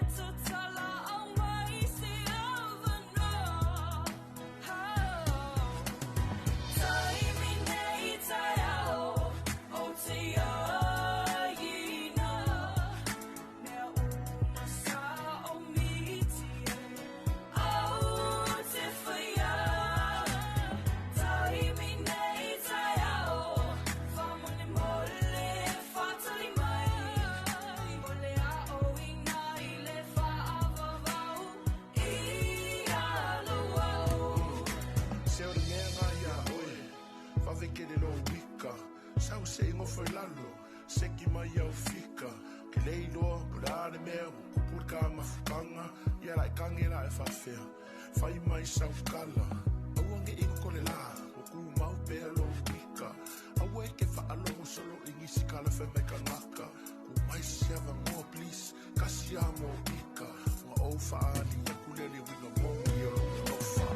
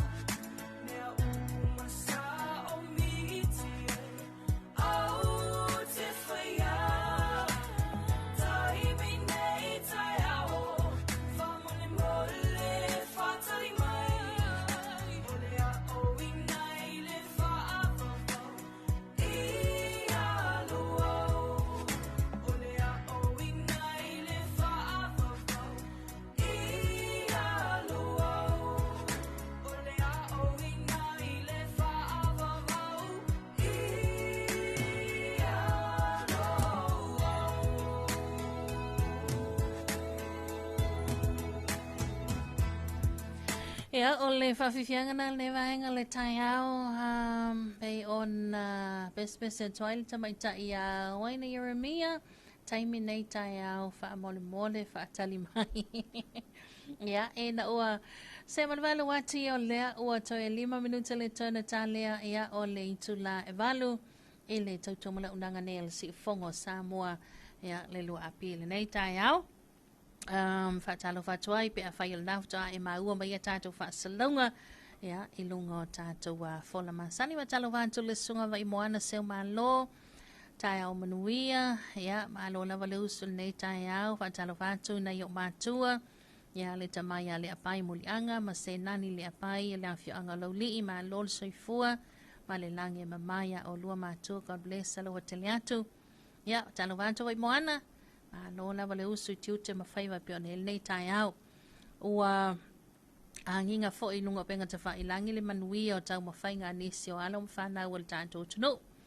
ia ila tau ia le fai ma ave fu au Samoa i tulanga pe ona tali malo ai ia a talonga ia e pe ona tali malo ai le a tunu manu luo New Zealand ia ile talonga afilete le Oceania ya le pe ona yai manu malo mai masuipi mai yai se tasio alo la tunu ule le le ile o Johnny K malua ya ile tamoe ya po ole fu ale le selaumita 4x1 le champagne yai ia le ia ya Johnny malua mafa mawina i fo ile ngo Samoa tulanga le ia o lesi ia vaenga o le tamaita ia Simone tafunai ia o le fwe manu malo mai le selaumita a le tupa o tamaita ia o le lai pe ia ave umala e tatou ia le vaenga le tupa li i matamaita i le selaumita ia ala vaenga laiti a mai se fwe o le fwe e mau ia wata mau i wha maunga a le soi foi ia po le aloa se tatou mo tutua o ia America Samoa le sunga ia Matthew Fiso ia lona whaatuino se matati ai le taalonga le alo triple trump ia ringore oso vo inga le whaakolunga oso ia e malamala mai la tau e masangi on ka alo a fileti triple trump ia o le ana breaka i ele ia fiso Matthew Fiso ia stasi fo matati ia se fulu male fa tesimal tasi lua ia mintala na oso olo ngo winga ni i urka ngo winga le oso ia koi oso e fuala mamao ia o le ala e ta ia ele matati America Samoa ia mangiangia i fo le tanga vai America Samoa ale tulanga mana ia ia o le toʻatele ona ia tatou tagata ia lalamba paʻau New Zealand latalata ane le vaega le faitaaloga lae agaʻi atu lae agaʻi uma i foʻi ia e tapua ia foʻi ia faiva o nai aloma fanau o loo fai ma ave fuʻa la tatou atunuu ia ia foʻi faagatama o loo talia pea ia taaloga ia e taipei o le togi o le pulu mamafa le iluga le fiot ia o le togi o le pulu salafalafa lea foʻi ai ia nisi foʻi o tama fanau o le atunuu ia le suga ia Alex Rose ia le tele foʻi na agiagia ai le tagavai o le atunuu ia na taumafaiga ia a mai se foʻi o le tulaga e pe ona taʻutaʻua ai le go Samoa latou ia i tuaiga taaloga faapenei ia o le lakapi o le soka ia o vaega uma na ia mai se o le taaloga lenei tipolo ia lea loo agaʻi uma ai tatou au ia ma le vaega lea le siʻisiʻi ua mea mamafa ia o le tatou vaega lea tuao pepe ma le latou pito laau foʻi ia i tapenaga e pe ona iai taaloga ia a le Oceania ia lea loo talimālo ai le atonu New Zealand ia faifai na te mafuta ma le tatou live ina lalamba paʻau New Zealand latalata ana le vaega le ia e sau taimi paganoa e te agaʻi atu ia i te maimoa ia ma e faatalofa ia ma puʻe le ata manai alo foʻi ma fanau o le tatou atunuu lae avea ma sui o Samoa ia ma ia maua sinkala foʻi gale kua ia inai tamaiti ia inai fanau ia ia ma faamalosi au atu iai tulaga pe ona i taaloga ia o le Oceania le loo faagasolo ia ae tele lava nisi vaega tatou talatalanoa ia le oo titilo atu le taimi ia ua talevalu ia tatou seʻi mai loa i le toe faasalau atou tatou talafou mai vai fanua ia e pei ona tapenaina ma fofogai natou ia e le suga ia matauaina i saʻako lenei taeao.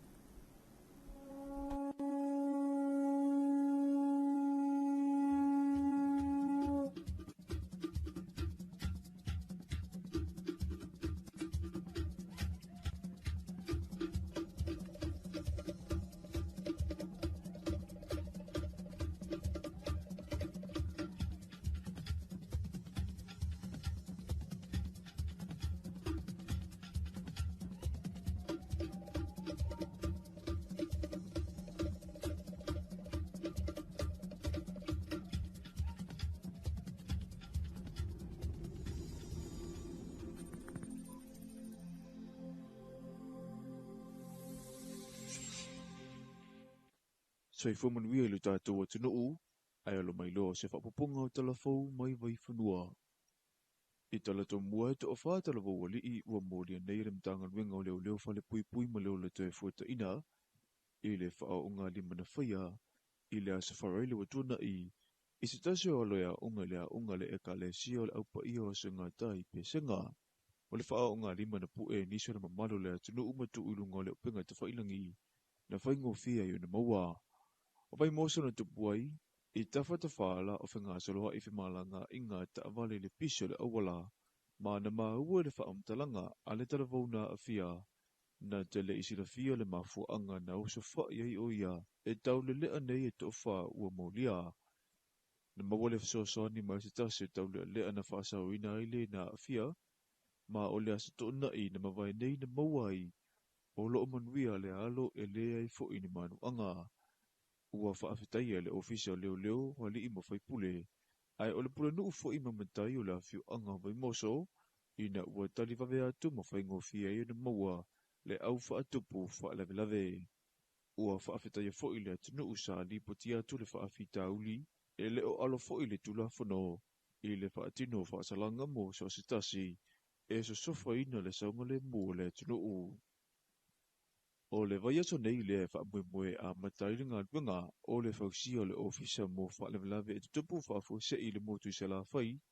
e tala tutusa ma le ofisa o lo i tona i mato i tō mua nei. O le naunau ta inga le mtanga duenga o puna o whaale nā tura ma se se manga, i na ia whaingo fia o na tari atu i mana o ngā le mamalu o lo a lalama pāpa au i sawai i taimi o whaalewelawe e tutupu whaafu se i. O le a whaatino i le kampani whauwhale a liki le ngā luenga, mo le se fulu masina e pe una whaakone karatei nai e le ofisa rwhailau tu se le Pasifika. Na sau noa le awhionga le minisita le mtanga rwinga, o puna oa whaale nā tura mo se ese umanga, ia Honorable Alevina Ale, o fuafuanga umanei, ina ia saunga le mū le loa loa Samoa i taimiu whaalewe lave. Ma Talofa i ole atu e taua fia le whanau so le tunu ui le aso tae au le asulua, aso se furu le masina mati lua whelua se furu mo le ono. O le alua ia i le whanau le nei le toe maua i awanoa su ia whaipule, mo le tūmalo vaisinga no lua, ma le tūmalo whaapalo tau sa whatai numero tasi, le whato ama vai atua la whainga palo tala iti.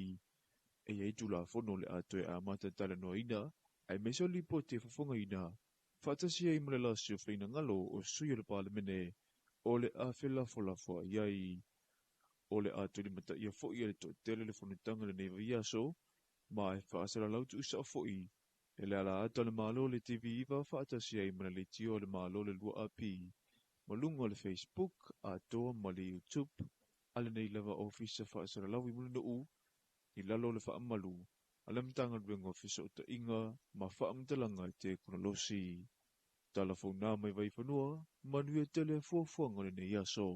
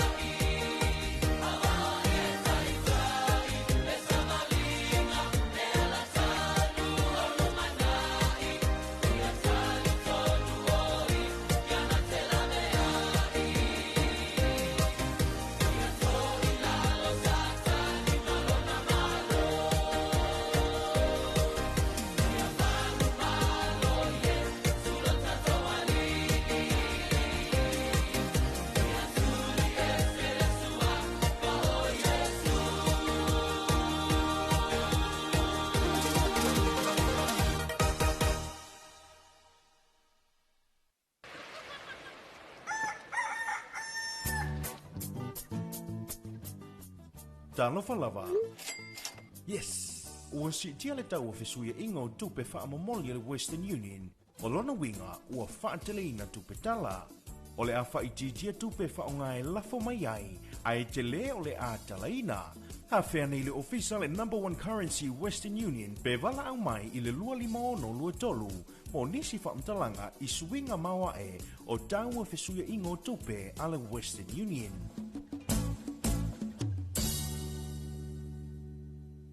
Le polka la me lo ofisio komisio ngā ruenga de malo.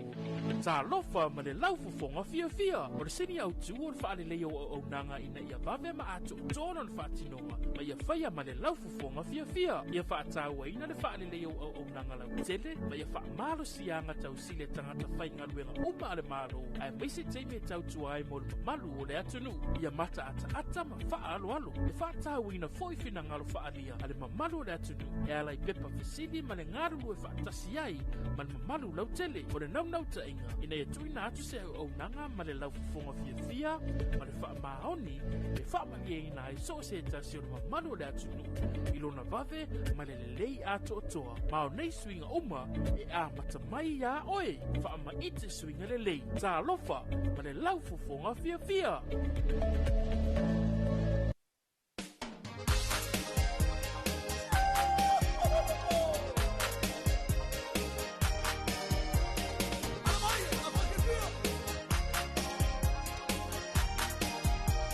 O le taimele wante ne vaenga le tai au, lea ua se fuluma le whaminu te lea ua te e nei le itu la e valu i le tautoma le unanga ne le si fongo Samoa. Ne lua api le nei fo e tai au lea songfua. Ia, e le tantu nunga male manato to tele na ua. Matalia ngā luenga i tono whalawhai ngā luenga mai se la toi a mantal tala valu. Ia, maa lo lava le usu, maa lo ono sa i nei tai au. Ai fo e nā ua mahu o se poloka lunga la tele. Ia, ono sa i el poloka na ia, na e lava e. E ia vaenga o inga le poloka me ia po na lava e move lava tatu tavale ia talo fato e fo ia ile vasenga o le mtama te mano le balo ila to tiu te failunga la wala ia awa lava le fa so le mai o tatu fe malanga inga ia ile nei fo time ta ia ai ia ole fo wa fa te smile sunga ia to pai ia wa tatu fa so le ta ia manisi fo vaenga e tala noa tuai ia manisio vaenga ia o tātou proklame ia e tala walava Samoa nei tā morning tu pai malo le uso malo sei fo manuia ia tala walava te Filipepe ile nei vaenga o le tai au fou ia wha malo fo i fonga malo fo ile nei tai au ia e lau tiute ia wha talo wha tu fo ile mai moa wha fonga le tātou tunu ile nei fo ia sungafua ia o le so iwa le nei so iwa le nei o le nei masina o mati o le lona tolu o le o masina o le nei tausanga ia whaamalo atu whaatalo whaatu lewa tatu ia ile amatanga o tiu te mga aduenga o le nei vai aso ia mise fo o le nei tai au fou ia whaamalo atu o whia lava le mea lo e mafuta mai ai ia i Samoa nei atunu e mamau ia mise fo iso si vaenga o le atunu umso si vaenga o le kelope ia whaamalo atu le tatu porkalame le nei vaenga le tai au le ua sfuma le ona minuti o te ali tu lai vat e foi le tununga te Filipepe ua ia inisi o le atunu ua mafuta mai mau te falfainga duenga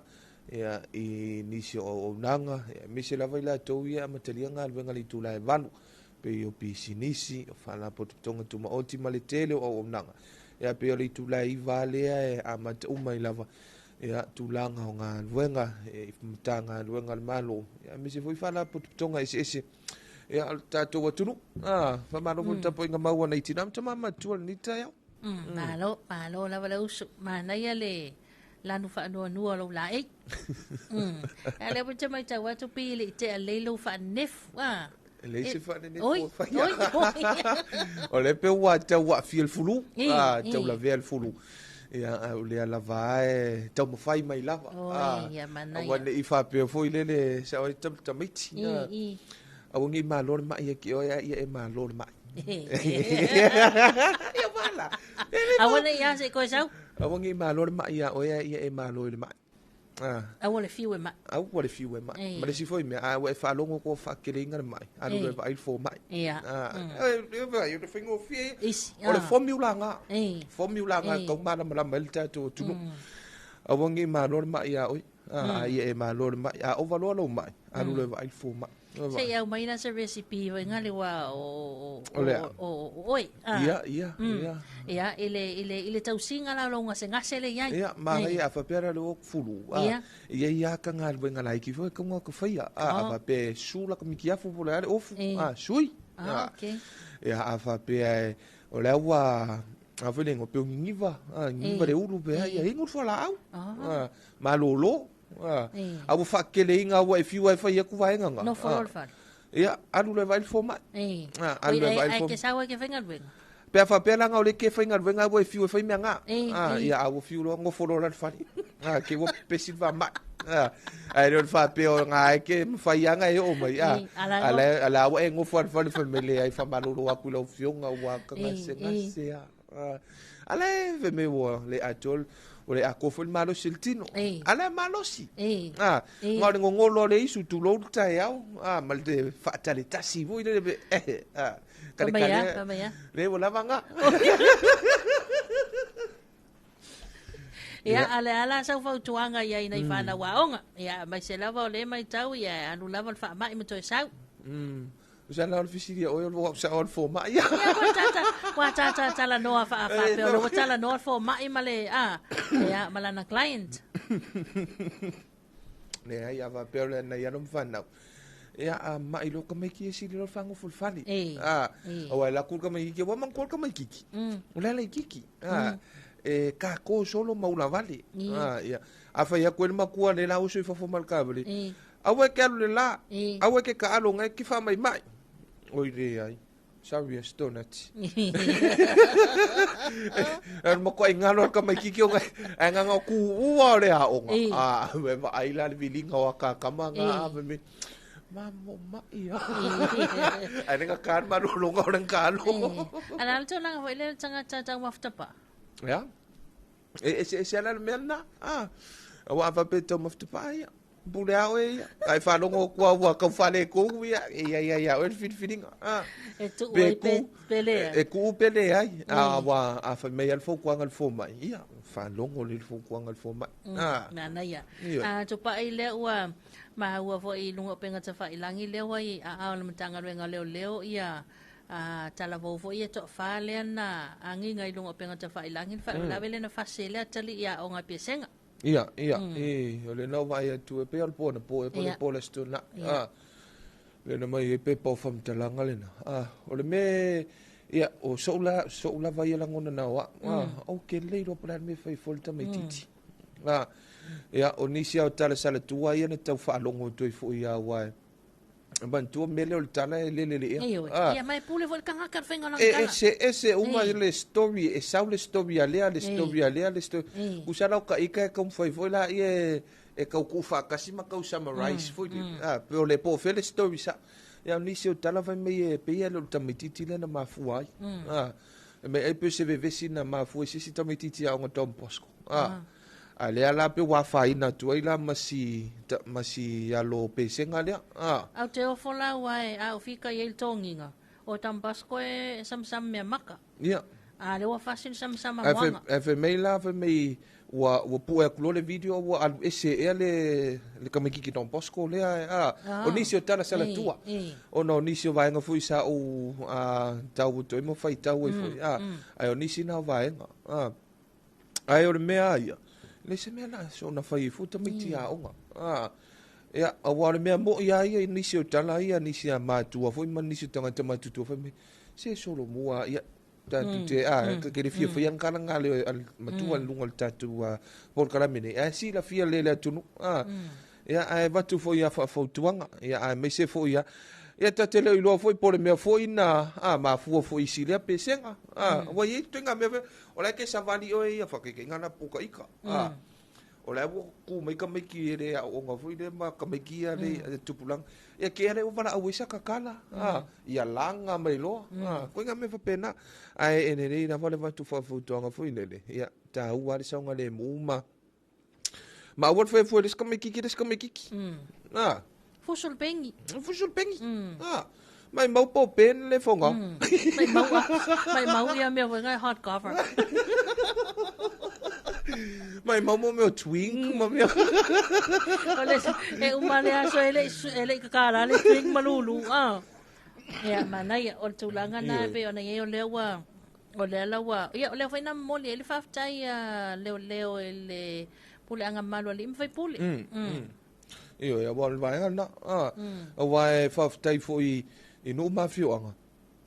le fiso so ani le ngan tanga wenga le lo wa le si ke misalo ai lu fa salanga le la fa ka le ka me ki e o mo fa sala le tanga wenga le lo ya o le foi la amo foi na matua ma ai ngai tu tono no mafio anga pe fia o makua ya pe fia mai ngana ai ele o manga fanga foi le ia alo fa na ni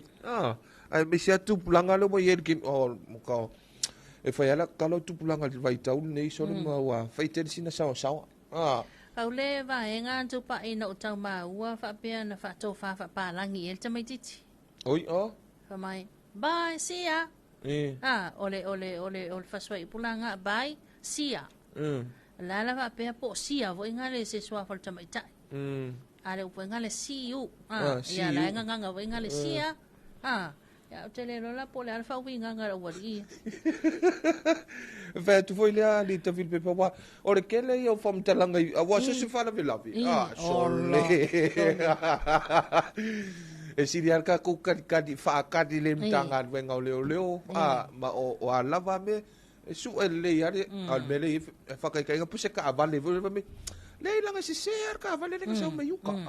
ale uma me le ai or ka vale le ka sa mai kai sa ka ku ana ka wo so fu uma funga mo mai su nga leo si se uma ka vale lu le ese o fam talanga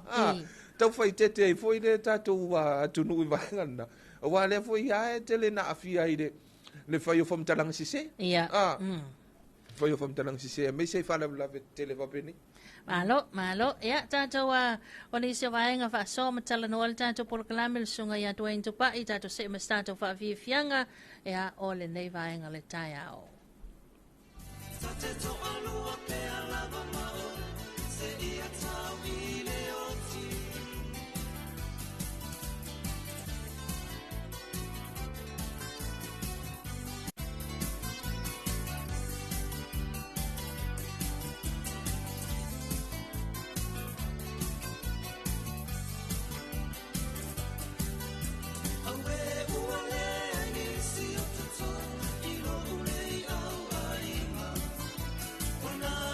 Being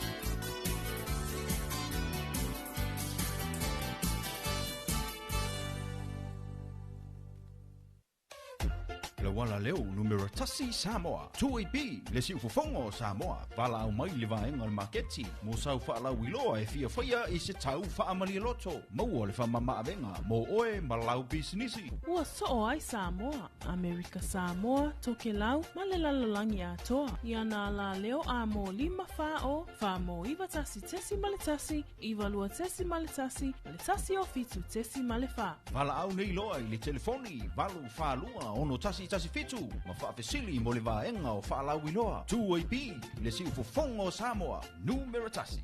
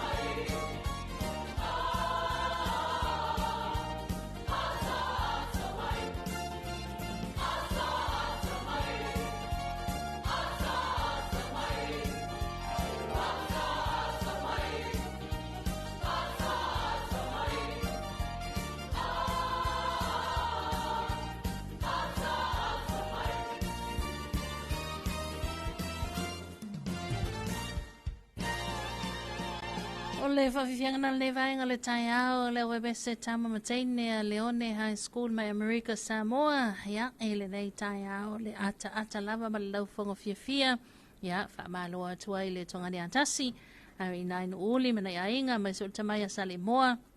Ia, leo se anso lema. Ia, ma le loa loa nei tātou paanga i te tuina manua. Ia, mai se lantou na wanga atu. Ia, i sauni ngā lotu a manton nei sabati. Ia, good morning. Aloha lawa sa i whamanuia. Ya ma lo fo le langi ma ya te to maria tele sauninga ya o le nei fo ya tai awa to pa o le sane Amerika Samoa moni ale so no anga te Filipe wai tele na vala o mai ni so ta to pa anga mai le motuisa e tu tu le manu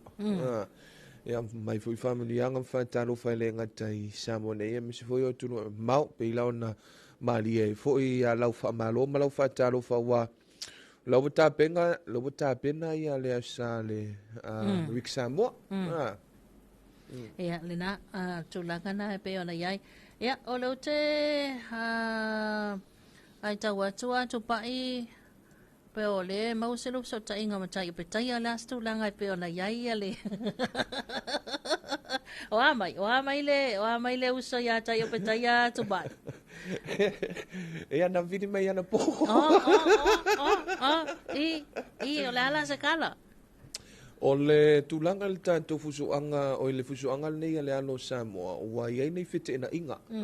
iai fete ina inga voi lea ia ono tulanga o hafulingoa o fusi le umia ele ano leo Samoa le li o tai o pitaia ia peila na ele fusi leo le IPF mantuo tai o pitaia lo voi te tonu la o le li ona o le vaenga le safa boxi o le sile o no sai ni ele na kon karate ia foulena ai ua o maila vaenga o le IPF mantuo le o fusi e lua o le IPF o lo tonu le li o voi leo vaenga le cruiserweight pia to e lua e fusi la tu toi le in Mexico le Alberto Ramirez le tele na so se fusu anga te o petai umaloa e luia e tai o petai ia le ali Mexico le o Ramirez Alberto Ramirez ai mantua le so na file na fufu e fusu anga e petai ane ua iai vaenga ia ua tupu mai vaenga nei le IPF pe ua le ua filingo pe fa mamulu pe fa mamulu mai male kusepe e pe le fusile sai le alo Samoa le ua fa mamulu mai le IPF ona o le la tu tali tonunga ua pe ua pe o le ale mana ina ia le fusile le IPF ai o le fa mei wa iai ia tulang fui se inga IPF male vaenga fole o sai ni ie ele ali o tai o petai ana kon karate male vaenga se fa boxi o le ala tau tuli lo apo o wa mantu o le aso valu male ali me uli le ale fo Brandon fo fe tawi matai o petai o le tupu me ia le lo mo fusuanga ia tu sa nei wa o i Las Vegas yo Las Vegas kusala o nei le ala fa tali uma pe tau mu pele ia le na se update na tu langa pe ona ia wa e foi na tato vala au ia sa vala au mai nel taia pa mai se ka filio le el tu langa tato fusuanga ia o le tala foi na sa tu ina tu ia ina ia malu vo yo na ia mai se na i to ina ia sa vala au mai oi ia o le la sa man tu tal no ia sko ingo sa va ingaia mai sa tu ia tua ia mai so le sa se fasili mai ia to fa ia mai lo longa ia la tau manato ia mai lo longa nge ke woso va ve ia ia man ko mai lo longa le fa ia mai kala fusua ia al tu malo ia wa o afa pela nga em ko manga ye kelela o pe yo le sunga le fia o ngale tele ina ia io na tama fusu fo ie tor fusu anga fa fa ina vai de aka amo le ni le mo malo kusa le si fa inga coach ia wa tu langa na to pai ia olen tau fai wala au mai nele mamalo tato chuno ia mai ole sala fusuanga ia tana wa inan fa ia ole ala fa tal ole fa tal ai pe ole ala na le na ofisilia ia ona tu langa le wa te lo ale mawalu so ta inga malva inga IPF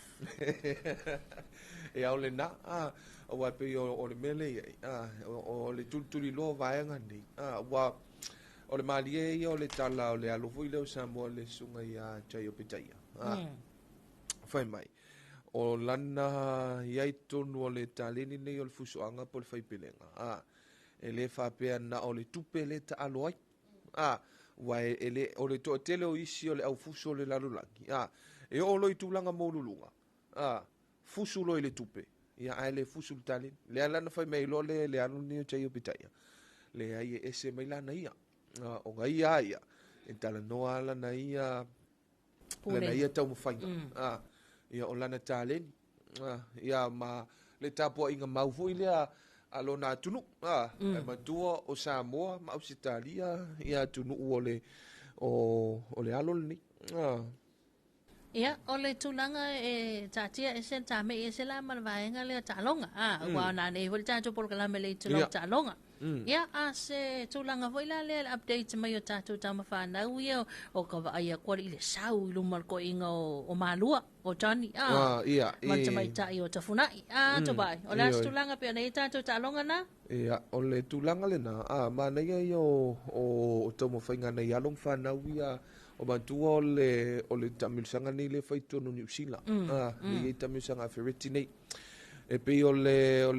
mele tau matau o tui ai. E pei o le gateway nei ale anisi o na ialo nei o whanau le tunu. I tono tālonga fui le Pasifika.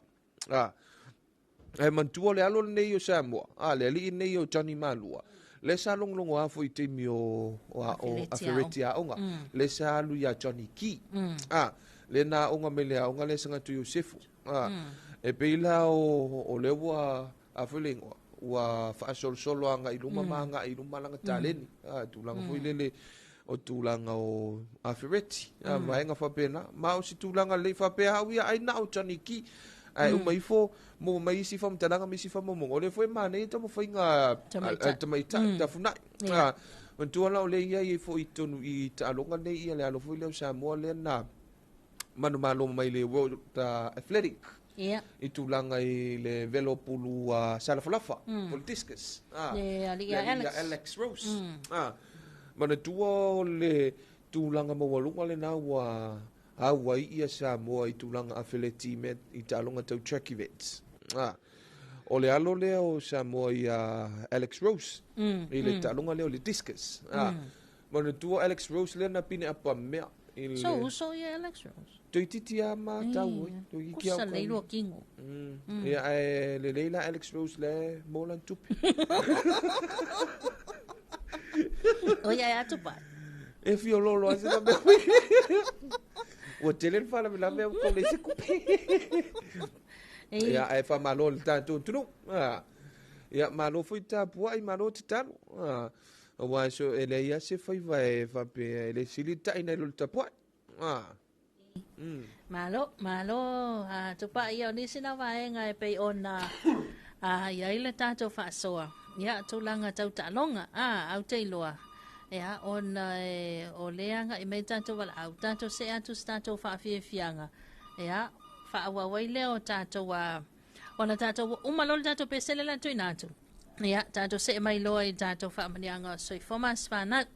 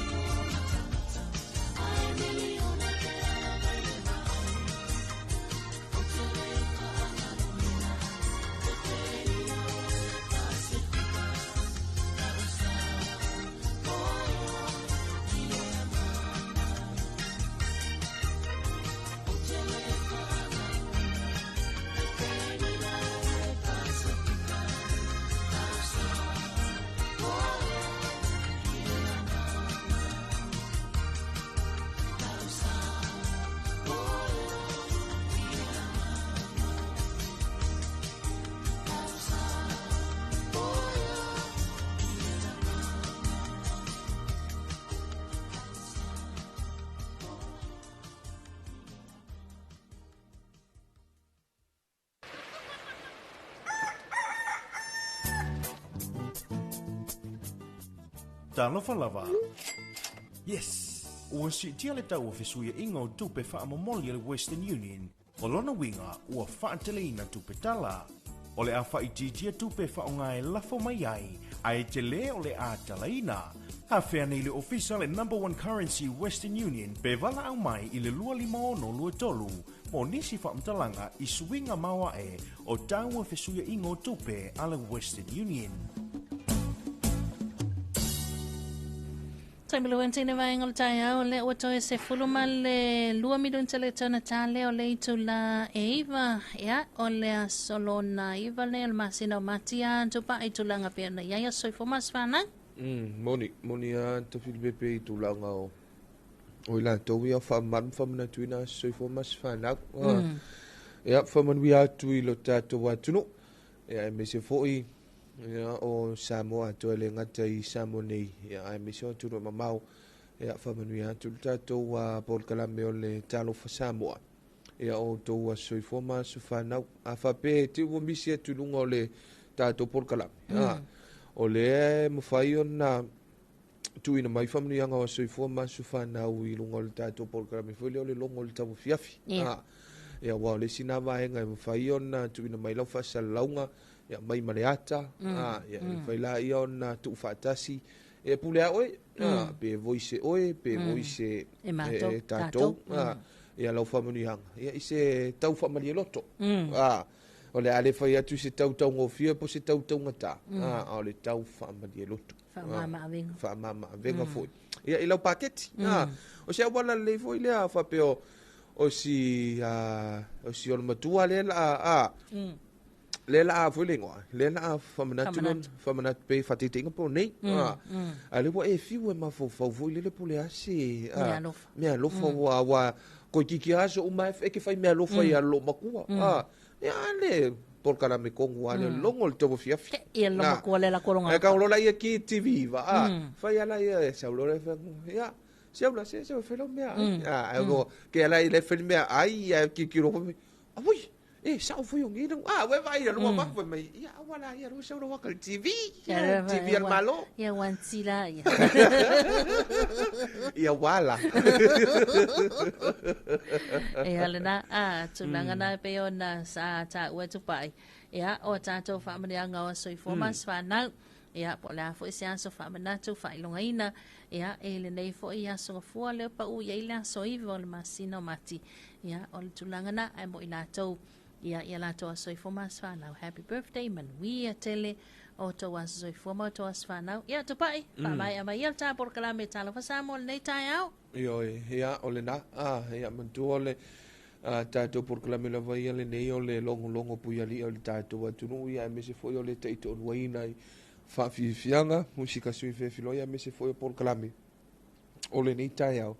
ya wa foi le tau wa tata ila lo wa foi lengua o lo wika ngai ka bo bifo ile poloka o le fimo le fia ya al fulu o le onsa ya ai ile ya fa man wi atu le ne ya so i tu te manga wenga o tato wa tunu ile fale mali o fafo ya me se fo love singa uma tapo inga mawa le au fight talo ya tinam tama matua ya ole ona to foi pito la au ya ta ua foi mo mato manu lo si fa pe na mo wai foi le malos ya e vai mali mai foi inga wenga ya me se foi yo se talo mo man wi o su tato wa tunu ya ole foi se upu se tala wa pa pe na pa o papa le fa fong mai ole tunu ya manu wa vi fale o to fina ngalo ya ai man wi telele ne yaso ya ilu tato wa tunu fa man wi foi ila utiute te Filipe ya me se foi ya ole longo pu ya li el tato wa tunu ya mai ate mawa ya man wi tele lava ya le ne yaso el tato wa tunu